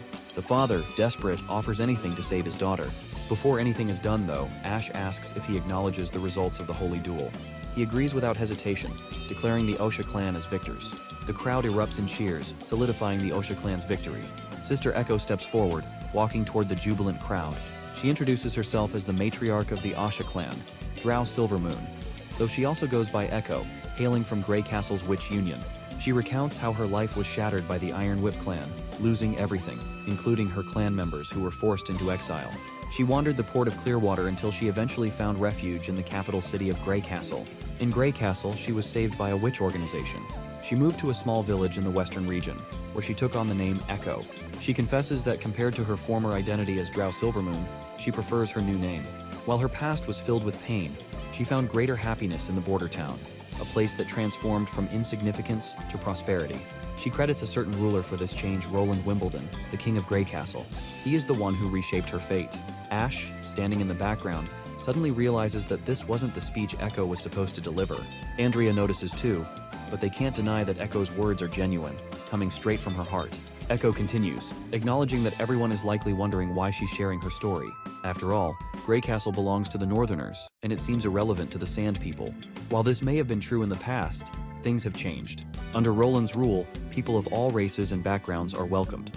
There's no discrimination, and the king has already embraced all from ordinary humans to witches to foreigners. This is proof of Roland's mercy and generosity. Now he wishes to save the Sand People from the desert's brutal conditions. He wants to bring them fresh water, oases, and a future, just as he did for the witches. Echo shares that she is here on Roland's orders, as the matriarch of her clan, to deliver a message. Roland wishes to become the chief of Mojin, uniting the desert people under his rule. The crowd murmurs in surprise. Roland, it seems, wants to be the leader of all the clans, just like an envoy of the three gods. Out of the sea of people, one guy raises his hand to object. He argues that since no other king is Mojin, then how could he be ruler of the desert? His question carries weight. Even Ash starts to worry about how Echo will respond. With a beautiful, cunning smile, Echo fires back, asking if the envoys of the three gods in the past were all Mojin. The answer, of course, is no. The envoys are said to be genuine giants, legendary beings with no fixed appearance. One had 4 feet and 3 hands, while another had countless heads, but none of them were Mojin. But the loudmouth continues to object. This time he claims that the law of the envoys states that someone can only become the master of the southernmost region if they can create countless oases and impose extreme hunger, thirst, and death on the people. He questions whether the king Echo speaks of is capable of such a feat. First, Echo makes it clear that Roland can't turn the southernmost region into a land filled with greenery. However, he is willing to welcome all the Sand People into Grey Castle. Once there, they can live next to lakes and forests. No one will ever have to suffer from thirst or sandstorms again. That's the promise Roland has made. He will provide them with a new oasis, and that oasis is the north. It will forever be filled with an abundance of resources and riches. Tolem finally understands the true plans of the Osha clan. They never came seeking something as trivial as revenge. They came to usher in a new order. Yet, the patriarch of the Blackwater clan continues to dismiss Echo's words and refuses to acknowledge any validity behind them. He reminds everyone of what happened to the Blackbone clan and the Sandstone clan. They believed in the words of Garcia, and both met tragic ends. According to him, all the Sand People will only end up with as much land as they can grasp, forced to fight for territory just like in the southernmost region, and ultimately serve their conquerors. But his words fall on deaf ears. No one seems to share his cynical view. Tolem knows why. Swaying the crowd with words might have worked before the duel, but not after. Everyone has seen that the Osha clan hasn't killed a single person since the holy duels began. No other clan can claim such mercy. Supporting the King of the North suddenly doesn't sound like a bad idea. Echo continues, explaining that while evil people exist everywhere, even in the North, the Queen of Clearwater might have been ill-intentioned, but that doesn't mean everyone there is the same. She emphasizes that Garcia Wimbledon was after soldiers, not citizens. That's the key difference between her and Roland. That's why she eliminated Blackbone and Sandstone, the two strongest powers. Roland is different. He sees the Sand People as his own. Anyone, regardless of their clan or strength, can enter the kingdom of Grey Castle. He doesn't require the Sand People to make sacrifices. No enlightened ruler would stand idly by while his people die unnecessarily. Changus then asks what price they must pay to join the North. After all, nothing in this world is free, so why should Roland help the Sand People without receiving something in return? Though, whatever the price, the old man is willing to accept it. Sister Echo reassures him that Roland only asks for a simple favor from his people, which is that they work. She proudly announces that all he wants is for his people to work for their king and themselves. He wants his people to earn salaries, improve their quality of life, receive education, and raise their children. These are the things he longs for. Roland believes there is a path in this world that doesn't require constant killing and suffering. No more will Sand People shed blood, sweat, and tears for oases that might vanish one day. She asks them if they want to wait for tear deaths, or do they want a happy ending that promises prosperity for all. Of course, the crowd erupts in unison, wanting to live with her, and they all beg her to take them there. Iron Axe feels proud of Echo for finally doing what needed to be done. Echo further assures them that time will eliminate any lingering doubts. She urges everyone to start packing immediately. They will gather at the small oasis, and those who haven't decided yet need not worry. They can weigh their options and come to a final conclusion. She promises that some will be led to the north and given a nice place to settle. As long as everyone follows Grey Castle's laws, Roland will protect them. All the men drop to their knees, ready to serve the chief. Later, we cut to Neverwinter, where Roland receives the good news. The Sand People are willing to follow the Northern King. Roland couldn't be happier that taking over the southern region has been a success. Later, Roland then calls Nana, Maggie, and Lightning. He wants them to take a trip to Iron Sand City, as there's a report of a witch who's been mortally wounded and needs Nana's healing touch. He instructs them to be ready tonight as they'll set off tomorrow. He doesn't want them to rush, only ensuring they arrive at Fallen Dragon Ridge tomorrow night and Iron Sand City the day after, where Ash will meet them. While Lightning and Maggie are excited about the adventure, Lightning protests that Roland shouldn't explore the snowy mountains without her. If he did, she'd cry all day for missing such a great adventure. Roland laughs at her fretfulness but seriously acknowledges her request, assuring her that she will play a crucial role in the exploration. The scene then cuts to Third Border City. At the mine entrance, Roland has built a gigantic door, a project that cost him a third of Border Town's metal supply. At least it will block any demonic beasts from entering the mines. Phyllis uses one of the magic stones to light up the dark mine as they venture further inside. Curious Wendy suddenly asks Roland why he calls this place Third Border City. If the border area is considered the first location and this is the third border city, then where is the second border city? Roland simply states that the name fits perfectly. He believes the number 3 is ideal for strongholds. Wendy doesn't want to delve too deeply into the rationale. If Roland likes it, she's fine with it. Roland assures her that the name isn't important. The important thing is that it will be remembered forever. Phyllis, however, has no clue what Roland is rambling about. So Wendy explains that he just rambles sometimes, and there's nothing to worry about. As they continue deeper, they finally meet the Maze Ruin Witches, who have set up camp under the mountains. Roland is both astonished and thrilled to finally meet them in person after all this time. Nightingale is trailing Roland from closely behind while hiding under her mist, making sure that these witches don't pull anything shady. Pasha is amazed by Roland's calm demeanor. He isn't even a little scared. Even the Tequila Witches usually lose their composure when witnessing in primeval vessel for the first time. As Pasha extends her hand for a handshake, one of the witches, Alethea, snaps at Roland. She believes he only dispatched one mortal team to escort the artifact, a team that, in her eyes, is woefully inadequate for providing proper security. It seems as if he sent those few mortals just to spy on them. Before Alethea can get more riled up, another witch stops her. Roland then reveals that the reason he is not scared at all is the fact that fear comes from the unknown. No matter what form you take, you are still witches of Tequila. There's nothing to fear when it comes to things he understands. Agatha has become an extremely valuable member of the Witch Union. Everyone loves and trusts her. Pasha agrees, noting that they have cooperated with each other for quite some time now. Roland reveals that in the face of the devils, they should set aside their prejudices and unite to fight the real threat. Returning to business, Roland wants to inspect the artifact. He is curious to see that coveted item, the one that is said to decide the fate of humankind, and for which the entire devil race is desperate. The artifact is concealed inside a crystal box stuffed with copious amounts of divine judgment stones. Because of these stones, Nightingale sadly admits she can't get too close to it, so Roland steps forward alone. The witches explain that this is the only way to restrict the artifact's influence. Without any divine judgment stones, the citizens in the cities might fall under the artifact's sway. Before Roland touches it, Pasha explains a few things to avoid any mishaps. Wendy then asks if the artifact is really that dangerous. Celine assures her that as long as she isn't facing it alone, she'll be fine. Pasha elaborates that when you open your heart before the artifact, you see fascinating images. Whether you're a witch or a mortal, the crystal will allure you to come inside. She warns them that what they might see isn't completely fictional. It's different from the Phantom Instrument. What appears in the painted scrolls will have a real impact on reality. That's why she strictly advises never to accept the artifact's summons. Roland then inquires why it's necessary to only come closer to this artifact with multiple people. Pasha explains that once trapped in the divine realm, your body reacts in unpredictable ways, slowed movements, a dazed look, or even incoherent mumbling. That's when you need someone to pull you away from the artifact's influence. Throughout history, many individuals who touch the artifact alone never return to their bodies. Touching it in pairs or trios can significantly lower the risks. Since there are already 5 people present, that's why they're allowing Roland to observe the artifact up close. Alethea explains the second problem. As everyone knows, the huge paintings in the artifact showcase foreign civilizations, and when you see them, they will definitely try to harm you. Furthermore, no one would hold them accountable if Roland ended up scared out of his wits. Of course, Roland isn't fazed at all. He just tells her to open the gate if there's nothing else. As a modern human who has witnessed plenty of alien creatures and horrifying ghosts in movies, his tolerance is way higher than that of people from ancient societies. Finally, the sheets of stone of divine judgment are pulled out, revealing the crimson jewel. Roland proceeds toward the crystal, and they all sit around it. Alethea is annoyed that Roland didn't even flinch, especially since she expected him to get scared like a chicken. However, another witch believes that Roland being scared wouldn't do them any good. In fact, since he is the king, it's only better if he's this resilient. They all discuss how they made a huge mistake letting Roland come here. But let's cut their jibber-jabber and transition to our boy, who now finds himself inside the jewel, surrounded by 4 paintings of the 4 civilizations.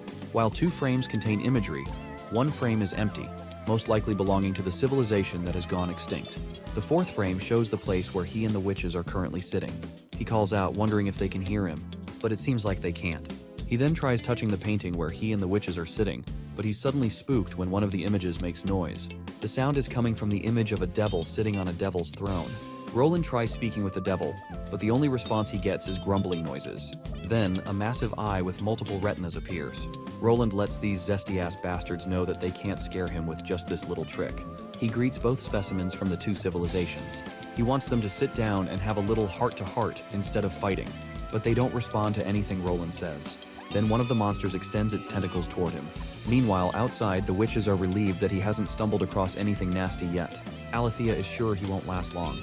During the Land of Dawn era, the longest a mortal had ever lasted was around 15 minutes. Selene reminds her that even the witches didn't do any better. So how long one lasts in the Divine Land has nothing to do with possessing magic powers. Warriors who had fought devils before usually lasted longer in there, and Lady Alice set the record at nearly 2 hours. So, for a mortal king who usually hides in the background, Roland is already doing quite well. He should be coming out any second now. Alethea thinks he's just hanging in there longer to avoid embarrassing himself in front of everyone. But Selene warns that if he tries to do that, he'll get dizzy, and eventually, he might even faint. Pasha believes that if he faints, it'll actually benefit them. The strain on his mental state might scare him away from wanting to engage with the artifact again, which would be good for everyone.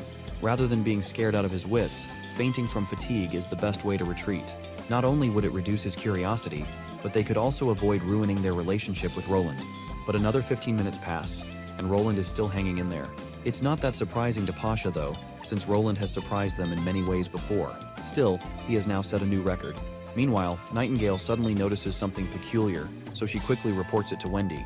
Wendy, worried, rushes toward Roland, but Pasha blocks her before she can approach him.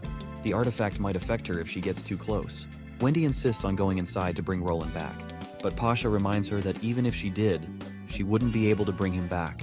No matter how many people build a connection with the artifact, they all see different things. That's when Nightingale suddenly pops out of her mist with a revolver in hand. The witches of the Tequila go absolutely bonkers with terror at the sight. With no choice, Pasha grabs Roland and throws him toward Wendy. Then, they immediately cover the artifact with the Stone of Divine Judgment. Roland opens his eyes in Wendy's lap, and she worriedly asks if he's alright. He reveals that he saw the Guardian and 2 monsters from the other 2 artifacts. He had a small chat with them, but he's sure they didn't understand him.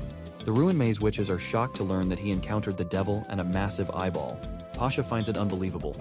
Not only did Roland face the devil and another enemy from a foreign race, but he also managed to hold on for so long. Among everyone, only Alethea had lasted the longest inside the illusion, but even she only stayed in there for about an hour. When they ask Roland to omit the details, he vaguely describes how tentacles suddenly appeared and started restraining both of the specimens. The tentacles continued to hurt them until they were ultimately defeated, despite their efforts to fight back. Selene mentions that it's quite normal for black tentacles to appear. As one's mental state weakens, the artifact's influence grows stronger, leading to hallucinations, illusions, and tentacles. But what Alethea doesn't understand is the fact that the mortal king witnessed the complete opposite. The tentacles attacked the enemies, not him. Furthermore, Roland saw the guardians of 2 civilizations, and not only did he come out unscathed, but he also forced them to retreat. The only explanation for this phenomenon is that Roland's mental state is as strong as Lady Alice's, the Queen of Comet City. Roland then expresses his gratitude for them dragging him out, because honestly, he had walked through that borderless place for so long that he was too lazy to walk back himself. Pasha then asks if he wants to explore the artifact even further. Roland shakes his head with no. There are only 4 paintings in there, and no matter how much he stares at them, nothing will change. Now he wants to see the central vessel next. The central vessel looks like a lump of grotesque flesh. Countless witches sacrificed their souls and merged with this entity, all in hopes of deciphering the records and archives left behind by the underground civilization. Roland is quite bewildered as to why it's chained up like this, especially since it houses many witches of Tequila, including Lady Eleanor, the 3rd seat of the Alliance. Pasha reminds him that these tentacles are powerful enough to crack mountains and rocks. Since this entity lacks a proper conscious mind, not restraining it could lead to serious problems. Roland acknowledges that, aside from imprisoning it, there doesn't seem to be any other option. Still, he feels sad that all those witches sacrificed everything for Tequila, only to be trapped here in the darkness with no freedom at all. Pasha reveals that they once tried testing whether the entity retained any emotions. Unfortunately, they never got an answer to that question. Souls that have merged cannot be separated using the core. As a result, they remain completely cut off from the outside world, unable to recognize anything happening around them. Furthermore, Alethea believes that merging with Lady Eleanor is every Tequila witch's fate, and the same applies to them. Hence, there's no need to feel remorseful about it. Celine then reveals that when they asked the central vessel whether it should be completely restricted, all 3 main tentacles responded with a firm yes. If that hadn't been the case, they wouldn't have restrained it to this extent. Roland then tells them about Soraya, who can paint objects with ultimate durability, and another girl, Softfeather, who can make objects sticky. If they work together, they could create something even stronger than chains. Using this method to restrict the vessel would also prevent harming it. So, if they allow him, he can make it possible. The witches are more than willing to have his help. But before leaving, Roland wants to ask the vessel a very important question. Once he gets permission, he poses a simple arithmetic problem. If he has 2 baskets and each contains 2 apples, would there be 4 apples in total? The vessel responds affirmatively. The witches, on the other hand, are bewildered as to why Roland is asking such a basic question. Roland keeps the same question but scales up the numbers to assess the vessel's arithmetic skills. Once again, the central vessel responds correctly. Roland is pleased to see that the entity is capable of calculating numbers much faster than a layman. Even though it can only answer yes or no, it could still prove extremely useful to the mathematics department. They could use it to validate calculations, reducing the chances of errors. He compliments the vessel, calling it an impressive marvel. However, Pasha reminds him that the vessel is incapable of fluent communication. But to Roland, even yes or no responses is still a form of communication. He then decides to push the vessel further. He asks if 1 main tentacle is equivalent to 1, and 2 main tentacles equal 2, can it light up all 3 tentacles to represent 3?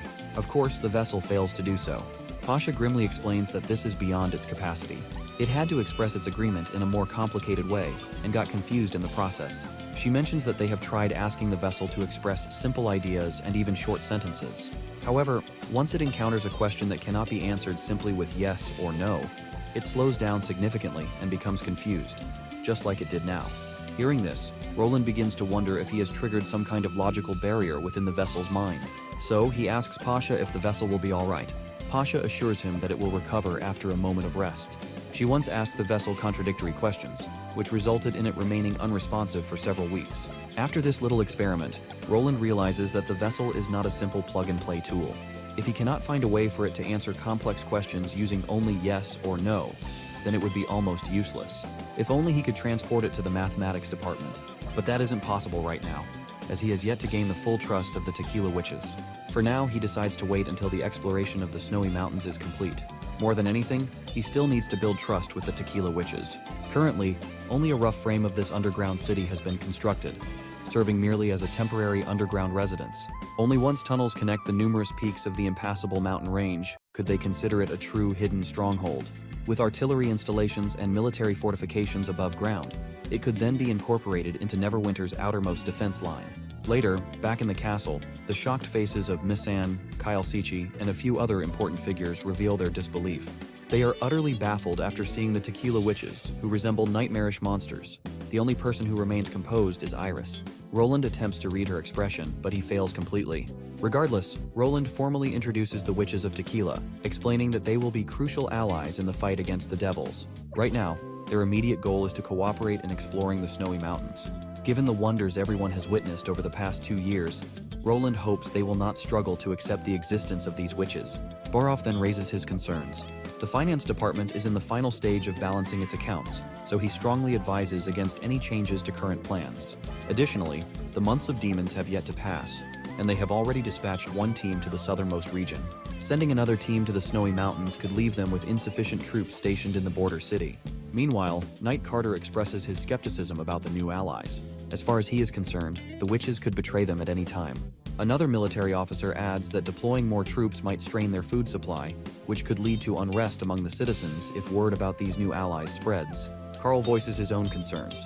He worries that the witches' settlement in the northern mountains could lead to unintended consequences. If they excavate too much, they might cause catastrophic collapses in key mining areas. One by one, everyone pleads with Roland to reconsider his decision. At this moment, Roland silences them all and reveals his grand plan, which is to unite all regions by the next year. Not only that, but the following year will mark the official celebration of his ascension to the throne. Once he becomes the official king of Grey Castle, those present will become the first ministers of his court, responsible for managing the entire nation alongside him. The room falls into stunned silence, the weight of his words sinking in. Those present feel honored by the prospect of holding such prestigious titles and influence. Roland continues, explaining that Grey Castle's territory has expanded like never before. They now rule the western deserts, the eastern islands, and soon, they will be the sole rulers of the southern lands and the northern plains. To ensure the nation's stability, the First Army will be extremely busy in the coming year. With only a few troops left to guard Neverwinter, exploring the Great Snowy Mountains is more crucial than ever. He cannot afford to encounter unexpected dangers at critical moments. Knight Carter questions whether they could explore the mountains using only the First Army and the Witch Union. Roland explains that in tunnels devoid of light and filled with fierce winds, guns and cannons will be of limited use. There will be no ideal locations for artillery, and they lack proper maps of the area.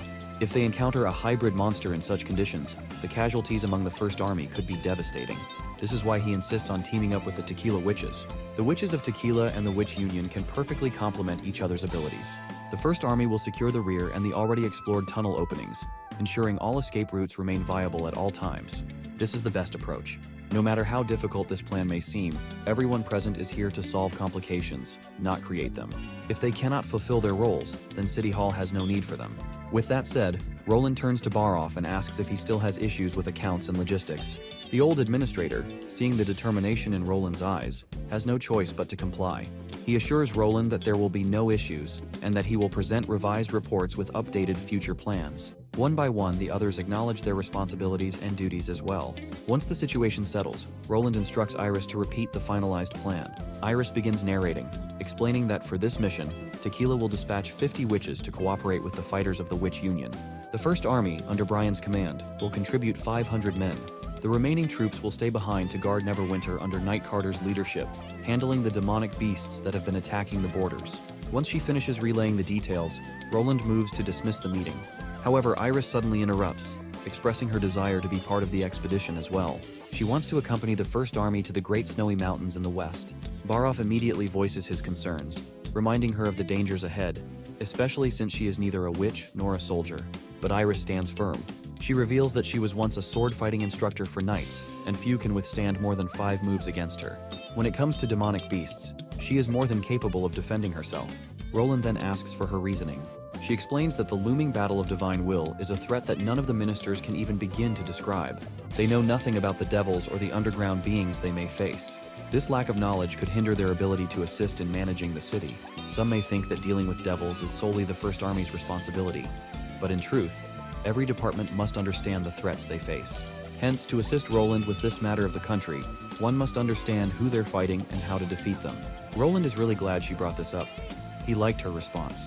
Her statement gave him a bright idea, which is to let everyone experience war on the front lines before they get promoted on their path to power. That way, the ministers at City Hall will stop underestimating the battle, and they'll stop giving out ridiculous and impractical orders, like how Barov was against cooperation with the Tequila Witches. Anyway, Roland gives her the pass to join and tells her to be prepared for the unknown. Later, we see Iris preparing for her journey. As she packs, her brother Carlin asks how long she'll be gone, to which she replies she has no idea. He also notices she's not bringing her favorite bustier, which makes him wonder if she's not going out to visit noble families or attend fancy banquets. Iris is glad her brother is starting to gain perspective, but he still lacks proper manners. At the very least, he should be graceful in front of a lady. Not only is she trying to teach him manners, she also wants him to keep his true identity under wraps and only take notes of things around him. While doing this job diligently, he also wants to join the department where she works. But Iris believes his contribution isn't required there. The fact that Barov is constantly watching her means that if her brother ends up working with her, Barov will definitely bully him. In that case, as the big sister, she'd have to take action against it. If the reputation of the Candle family gets damaged, Roland's judgment of him will always be affected. So no matter how distant their relationship may seem on the outside, outsiders will still see them as a unit. In other words, no matter what he does in the future, he must understand that he's not doing it for himself. He's representing the entire family. Her brother thinks for a moment and promises to keep it in mind. She reflects on how her brother is clumsy and weak, not quite fitting to become the next heir of the family. But that doesn't matter, as the concept of nobility doesn't exist in the new government. She's sure her brother understands why they stayed in the city of Neverwinter. Her brother then asks where she's going and for how long, because he doesn't want to stay alone in this big place. She frowns at his insensitive remark, especially since he's the one who wanted such a big house, forcing her to spend 500 golden royals. Anyway, she reveals that where she's going is currently a secret, but if he wants to be part of this secret, he'll have to pay for it. Her brother is willing to cough up whatever is needed, so she finally reveals her plans. She'll be visiting the Great Snow Mountain in the western region, and she'll be joining the First Army. Curious, her brother wants more details. asking what the purpose is. She explains that the place might be full of unknown monsters and perhaps enemies from a foreign race. It could be anything. They've also encountered comrades with tentacles, so it'll be a battle of monsters against monsters, something to behold. While her brother almost craps his pants at the mention of monsters, he asks why she's not scared at all. But Iris is actually quite excited. You see, the only reason they serve Roland is to achieve great power and protection. Power comes from the land and its people, so the more complex the people are, the richer the land becomes. The ancients, the foreigners, and even the devils have chosen to work with Roland, which means humans need to find power that can rule over humanity and all things beyond. Now that she has explained everything he wanted to know, she wants him to pay her back for what he owes. The next scene takes us down memory lane with Lorgar. There, she is seen going up against a massive centipede. But being the great fighter she is giving the monster a run for its money. Once she takes that giant monstrosity down, we learn that this was actually her first hunt when she was only 12. From then on, she fell in love with the thrill of fighting and killing. In pursuit of her passion for battle, she also went one-on-one with a poisonous scorpion and defeated it without a hitch. Then came the wolves of the desert. She overestimated herself and ended up getting ganged up on by a bunch of wolves. But as she was on the brink of death, her powers awakened. She transformed into a massive wolf, and all those desert wolves instantly submitted to her. With 3 major challenges conquered, her last opponent was the same 4-winged demonic eagle. As she fights the eagle, Lorgar begins to wake up from her dream. But she does not want to wake up, she wants to keep fighting. Eventually, she wakes up in her bed. Seeing her awake, her caretaker rushes toward her with a rag in hand, intending to tend to her. But Lorgar is not some weak girl. She quickly notices that she has been completely healed. There are no wounds on her hands, and her legs are as good as new. She then wraps the blanket around her naked body and gets out of bed. She questions her caretaker about what happened while she was unconscious. The caretaker reveals that the Northerners brought a new goddess over, and she healed all of Lorgar's wounds. She didn't even use any herbs, with just a wave of her hand. All of the wounds miraculously disappeared. Lorgar finally realizes that Ash was not lying when she claimed that someone exists who can heal her. The caretaker further reveals that the goddess who healed her is no longer in Iron Sand City because the Asha clan took the first batch of sand people and has already started their journey to the southern region of Grey Castle. This comes as a great surprise to Lorgar, to think the Osha clan has started their operation so soon. Out of curiosity, she asks her caretaker how long she was unconscious. The caretaker promptly holds up 3 fingers. She then fills Lorgar in on the events that took place over the last 6 days. Apparently, the Wildwave clan took over the Blackwater clan, which was critically weakened.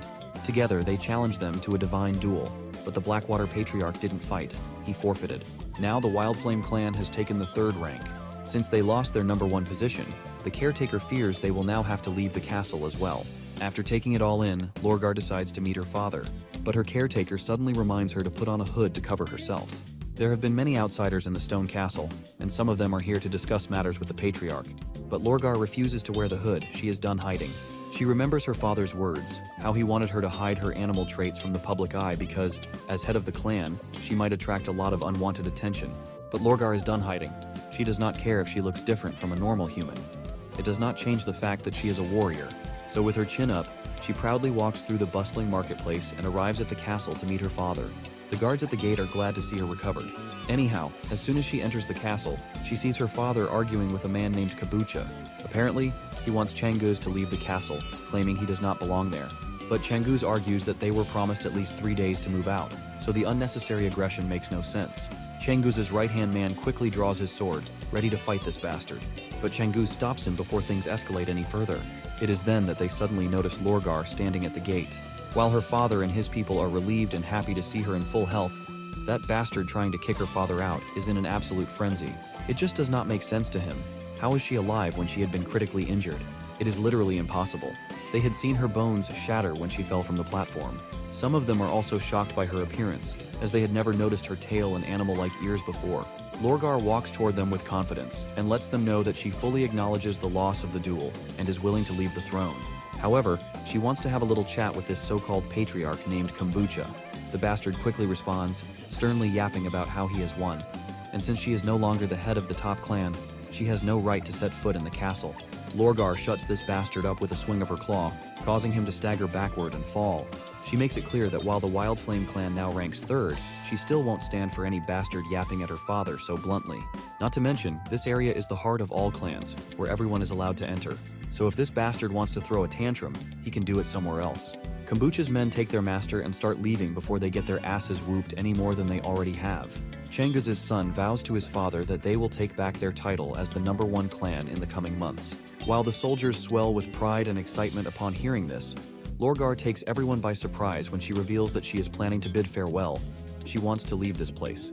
Her brother questions her about the reason behind this unusual decision. Lorgar does not respond and remains quiet. Eventually, their father tells everyone to leave, intending to have a private chat with his daughter. Even her brother has no choice but to leave. Now that they are alone, the old man asks if she wants to migrate north. She responds affirmatively. She wants to go to the southern region of Grey Castle, find Ash, and then travel to the city of Neverwinter with her. But her father reminds her of the role she must fulfill in the Wildflame clan. To this, she reminds him that if they settle in the southern region, there will be plenty of oases, so they will no longer need to fight for water and food. After all, this has always been his plan.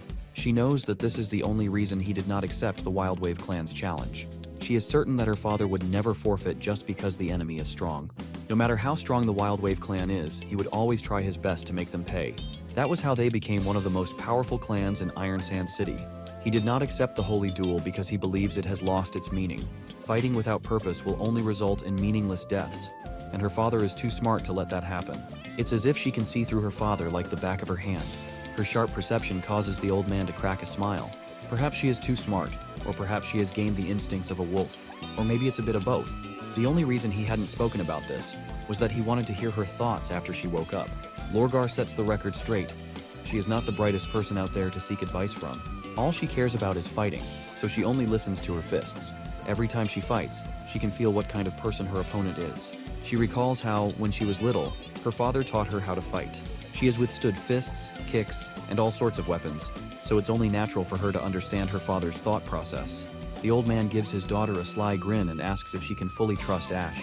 From Lorgar's experience, she reveals that Ash is like a towering mountain, capable of bringing despair, but mountains have always been silent, and Ash never bothers to lie. Ash has a strong will to protect, and she is certain that the person Ash is protecting seems kind and warm toward her. The old man is glad to hear this. Since she is heading to the southern region in a few days, he decides to leave with her. But Lorgar does not want her father or the rest of the clan to tag along. If she arrives there first, she will be able to scout the oasis and the land Roland has promised before the entire clan arrives. You see, while she completely trusts Ash, she does not want to trust the person behind her so easily. While Ash may not have lied to them, there is a chance that Roland has deceived her. If the King of Grey Castle dares to deceive them, they will make sure he pays. But her father chooses to be a little optimistic and is willing to place his faith in Sister Echo's words.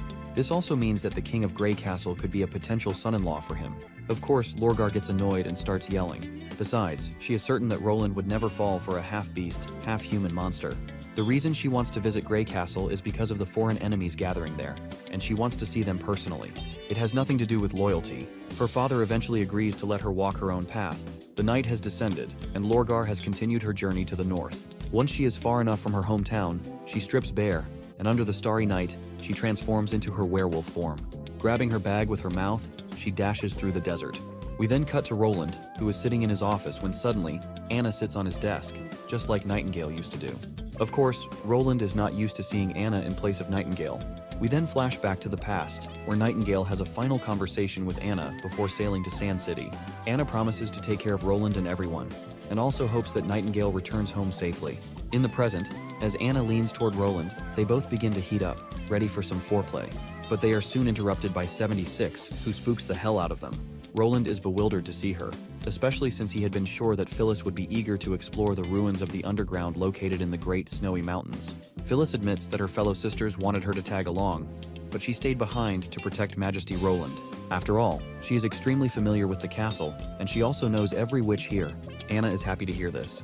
She admits that even she is utterly powerless against the Stone of Divine Judgment. But Phyllis can manipulate anti-demon domains.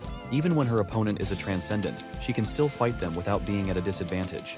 So she is very glad to have Phyllis's help. But Phyllis humbly downplays her contributions, as she is merely doing her job. She then twirls around and proceeds to leave since there does not seem to be any danger lurking around. She further assures them that they can continue their foreplay as she won't mind. As the night deepens, we cut back to Roland, who is lighting up his night by clapping Anna once again. He gets on top of her for some fun, and once he falls asleep, he wakes up in the dream world. It looks like Zero has already prepared breakfast, and she is curious to know why he woke up late, to which he reminds her that it's a holiday today.